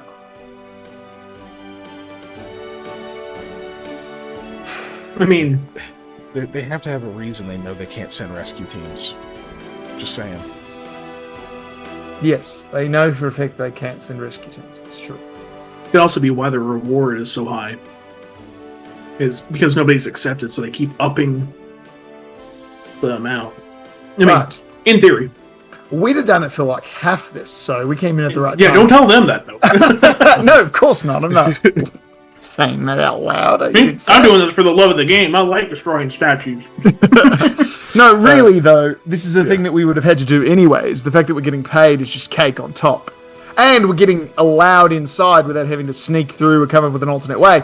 So it's Yeah. all just bonus from here. Instead of breaking the law and risking prison time, Yeah, we're getting paid to do it. exactly. And functionally deputized with no real authority. Kotega speaks up and is like, okay, there's another aspect of this that sounds a little bit weird. Wait, 6 figures? That's a lot. It's a whole lot. There's no way. There's no way that was their opening price that they've offered the first team to send in to do this. No, they did say a bunch of people denied going in, so I wonder what those, like, if they lowballed people. There's no way. almost anybody in this business, if you said we're going to pay you 300K, like they're going to say, yeah, I can risk my entire life and future for that. Sure. That's like more than a life-changing amount of money. That's generationally life-changing amounts of money. Yes. That's... I can't... Unless you know it's certain death. Like, what are these other groups? What do they know? Yeah, what do they know that we don't? Why did they turn it down? I mean, anything that's linked to the Travakeha, which this is, also tends to weak people out a lot. It was a culturally destabilizing moment. Yeah. Yeah, I know. I mean, I don't, but I'm not from here, but I've heard enough people say things about it. It's like I was growing up when it was... Yeah. It was a big deal. It was a really big deal. It's weird when your whole history, you remember, is like so different than your parents, like, and they were just one generation before you. They have stories about the capital, Gilmorhangel. Mm-hmm. I don't, but they did. Maybe some people here's grandparents or great-grandparents do, but that stuff is becoming very quickly a lost piece of history. And we get to go boots on the ground walking around through it, which is quite fascinating, I'll be honest, but also mildly terrifying. Well, as much as getting in on that giant paycheck sounds, I'm remiss to try to offer my assistance outside of having a ship ready when you come back. I don't really want to go back underground. Maybe ever. I don't blame you. And I'd say once this is all said and done, I'm never going back underground, but I'm not going to lie to you people. I'm going to do far worse and dumber things than this should I survive. Right. You might go back where you came from. Mm-hmm. Oh, I'm planning on it. Oh boy. Well, hopefully this is more dangerous. Hey, honestly, it makes me enough money that I can just kind of do whatever I needed to at that point. I suppose once we don't have guests, we should discuss the split. Because if you want us to go, I'm sure Hattie and I would like a piece of that as well. Hattie's like, what do you mean if we're going to go? It's only fair that everybody gets a piece of the pie. Yeah, that's what I was going to say. Well, I thought you said it was cake on top. Now we're doing pie? It's all dessert-related analogies here, all the way down. I'm just saying we're not doing it for free, Hattie. It's that dangerous, especially. Wait, you guys are getting paid?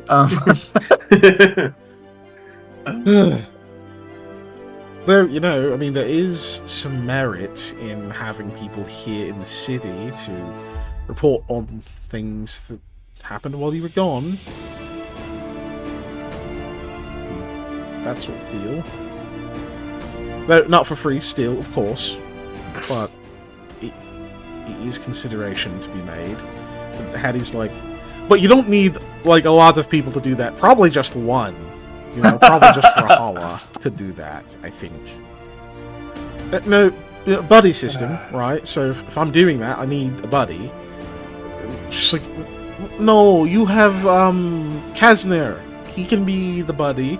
And also Casimir is here, and Kotega's here. They're not going. Casimir just goes, thinking about it. Not to make any of you feel of less worth, because I value you all and I'm glad you're all here. But man, I wish we had Vibrong for this one. Because we're going underground. That's like, his place. Yeah. Imagine you get like the chorus of like, yeah. Yeah, Like, his environment, yeah. His speciality. Hopefully he's doing all right. he's on a boat.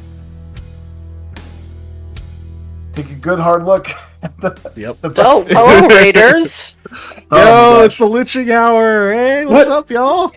You got us 6 minutes till. Hi. Usually we're rating you. Yeah. What is That this? is true. What the heck? What is this? Fuck is going on? No. This is how it's supposed to go. This is no. Listen, lynching hour. All right. Here's what you got to do. You can chill here for 5 minutes, okay? But then I need you to go live again, okay? So that we We can can rate rate you you back. the way that yeah. the order of things is supposed to be. All right. You can't be throwing stuff all Oh, topsy turvy my like you're goodness. chaotic neutral. All right. Like, calm all that down and go live, and then we'll give you your viewers back, your lovely viewers. We're very thankful for them. Yes. We will take good care of them for 5 minutes. Yeah, anyway, so you guys, you were having this conversation. So you mentioned Varbrong's on a Yes. boat. Yes. I forget how to do the shout out thing. How do you do that? What? Oh, good lord. Yeah, I don't remember either. I think it's SO. Well, the darn bot didn't do it. I thought it was not. Yeah, I think it broke. Anyways, Well, no, so it did. Stream Continue your elements- conversation. I'll yeah, figure that yeah. out. I Yeah. don't. Oh. Oh yeah. So look, we don't have a wrong though. That's the thing. We don't have the muscle except for you two. But we're gonna have to go in and we're gonna have to play nice. It's an important thing. Okay. We have to play nice until they don't. We were given express permission to defend ourselves at all costs. So if anything goes sideways, Oh, hello, would-be Handle it. heroes. Thank you for the raid. so we'll handle it is the point, and we'll deal with whatever nonsense they try and throw at us. We've got to keep at least one eye on Viscal at all times, though, because we know, thanks to Mashani, that something weird's going down, and he's at the center of it. So it's important too. I mean, it's got to be for him to go in the field, especially on something so dangerous. Yeah. Well, I mean, looking at the situation, of course it is. For that amount of money, you would want somebody competent heading that up, I believe.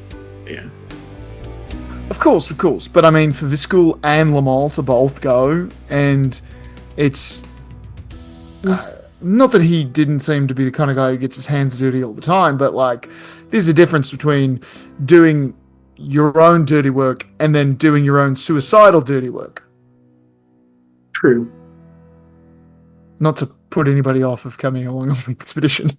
I mean, yeah, I'm going to use the. No offense, but I think you should put people off on this as best as you can. Okay, nobody's coming. It's just the three of us then. Get out of here, all of you. No matter how angry you are, Lamia said no. Yeah, blame her. Rahala does like a fake. Oh gods, I can't believe you. Hattie is like, no, that's not fair. No, I am a part of this too, and I'm totally willing to. Like, they're kind of talking over each other. One clearly being sarcastic, one very upset, who didn't clock your sarcasm. I just sit for a minute and just like observe, and then I just like rap on the table. Okay, can we get back to it? Whoever's coming is coming. I'm not barring anybody from coming. But like, Rahal usually like a what the fuck look. And Yeah, he's like, oh, okay. yeah. So look, it can't be understated how dangerous this probably is. So you need to at least know that going in. I know. But Okay. you're all going. Yes. I wouldn't be able to sleep. It's always too difficult when you guys are going to do big awful things, and we just have to sit around hoping you're okay. I don't want to do that again. Totally get it. Which is why I'm not saying you have to do anything. I'm just saying that this is how it's going to be. If you want to come, you need to understand the risks. Everybody needs to know that going in. And if anybody wants to opt out, there's no issues with it, no problems, no guilt tripping, nothing. It's entirely voluntary. I can't make anybody do this. Except you. I point at Sam.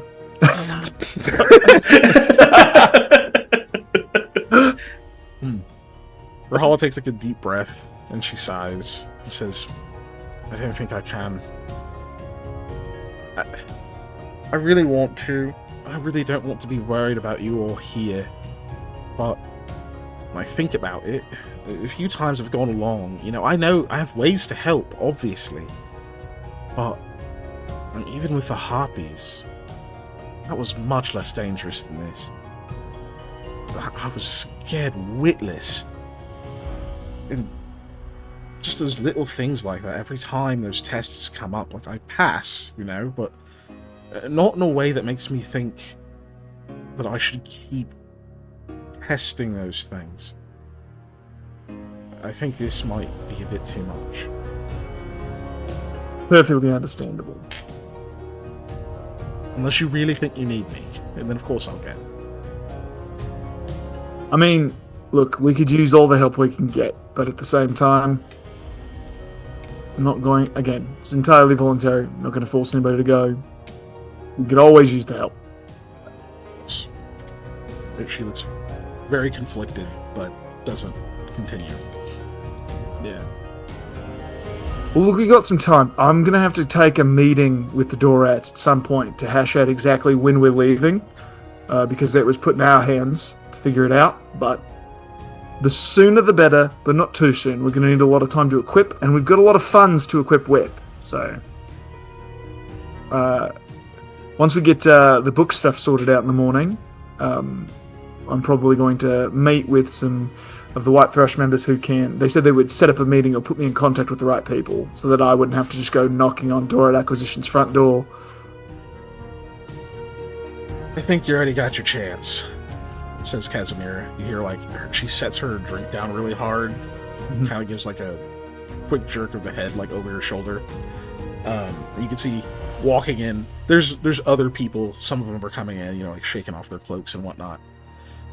But you see just behind them is Lumal and Caden. Oh, wonderful. Lamia sinks down and disappears underneath the table. Speak of the devil and they shall appear. I stay quietly to our table, not loudly to insult the people I'm about to talk to. Yeah, we gotta be nice when we're on the trip. We don't have to be nice now. No, we do have to be nice now. They do a quick scan of the room, but Caden spots you pretty quickly, kind of taps Lamal on the shoulder, and he starts walking that direction. Having clocked them too, I wave them over as well. Mm-hmm. He kind of grins, and he's like, "Yep, figured we'd find you here. Lamal, guess we can have our meeting after all, unless you're too busy." I so badly want to be like, "Oh, Lamal and Cameron," and just purposely say his name wrong, but I'm not going to. I'm going to say Lamal, Camille. How have you been? Yeah. Camille's a man's name, and I'm a man. They walk over, and you hear Casimir actually pipes up, and you can see that she is just beaming Lamal. Yeah, and she's like, "So what if we are too busy?" And Caden's like, "Oh, don't be like that. I know y'all had your stuff. This is just business. All right, we'll be right out of your hair." And she looks at him for a little while, and Caden's pretty unflappable. You can see that he does start to wilt a little under the gaze, and he just goes, "Come on." Oh. And she just kind of rolls her eyes or whatever. It's whatever. Yeah, listen to Kieran. Just keep saying the wrong name. Do you actually say the wrong name that time? I really want to, but I'm just gonna not say anything. I'm gonna be like, "Oh yes." Have a seat, please, so we can get this done. Yeah, I'll just pull up a chair. And you see that Lamal he's moved about halfway there and is stopped. And he's also looking over where Casimir is, and like there's like that moment where you can tell because she's already said like whatever and has like looked away and is like eating her food, not paying attention. Like there's like a moment where he clearly is waiting to see like, okay, but sometimes there's a quiet moment and then she snaps. He's like waiting for that to pass, and then he walks over and will pull up a seat and says, all right, let's try to make this brief, shall we? Sure. But we'll handle that next session because we're over. Yeah. And because it's an Oh, RP, man. I don't know how long it will take. Otherwise, we would just handle it. But That's true. I made myself laugh way too hard saying Caden's name wrong. Yeah. Corey, right? It's Corey? Just a bunch of cuss sounds all the time. Just every name I could think of. Oh, Then sorry. again, I what pronounced have you it been? with 2 R's. Yeah. Yeah. Colby, that's right. Oh, jeez. Thanks so much for coming, Candace? guys. No, you're not Candace. You don't look like a Candace. We're gonna send you off though. But before we do, remember we have a Patreon, which is patreon.com/unnatural_1s for lots of more content. We did game design stuff on there. There's the tabletop tour where I just talk about board games and stuff. Predator's Guide, talk about competitive trading card games mostly. And then, I don't know, Panda rambling about things for a while is on there. But we got lots of stuff. Just check it out. It's only $1. You can always pay more. Plus, you get access to Hangouts. And then for free, you should join our Discord. Our Discord's great. We have lots of memes and jokes and nonsense in there. And pictures of dogs today. Lots and lots of pictures of dogs. That's a heck of a selling point. It's International Dog Day. Yeah, we just put lots of pictures of dogs.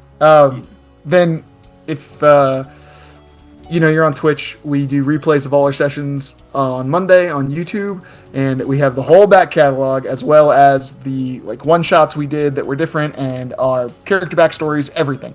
Just go to the YouTube. There's also a bunch of shorts on there. They're pretty darn funny. There was one that went up today that was the origin of Samuel I Live Bitch Goodbean. So it didn't have that line in it, but that's what it was about when he gets just tanks a pillar of flame. Yeah. So that was great. If you're on YouTube, do YouTube things. You know what they are. Ring the bell. Subscribe! Like, comment, Like. ring the bell, all that stuff. Yeah, do that. And then, if you want to watch us live, it's Tuesdays, 7 p.m. Central Standard Time. Twitch.tv/unnatural_1s. There you go. That's us. And if you like me the best, as you should, then you can see me as a PC over on twitch.tv/Lost Initiative tomorrow, starting at 7 Central Time, 8 Eastern. And I'll be playing alongside Wade, aka Lord Minion 777, aka the and friends of Markiplier and Friends, as well as Jake, who's clearly the most handsome of us, and Scott's also there, unfortunately. But the rest of us really make up for it. And Scott is there. We really make up for it. All right, I promise. Man. But we're gonna send you off to, how about Andromeda Adventures? I don't think we've rated them before, and they're playing some Cyberpunk Neon Resonance. Ooh, Part that should be 2? cool. That's a system. Cyberpunk is, at least. I'm assuming Neon Resonance is their campaign name. But they are currently live. They got some cool character art. Yeah. Check them out. I see Lich Queen. Hey, that's fitting. Since the Liching Hour, for some reason, didn't go live. So we can't raid them again. You'll just come here and, show them some love. Give them the howdy highs.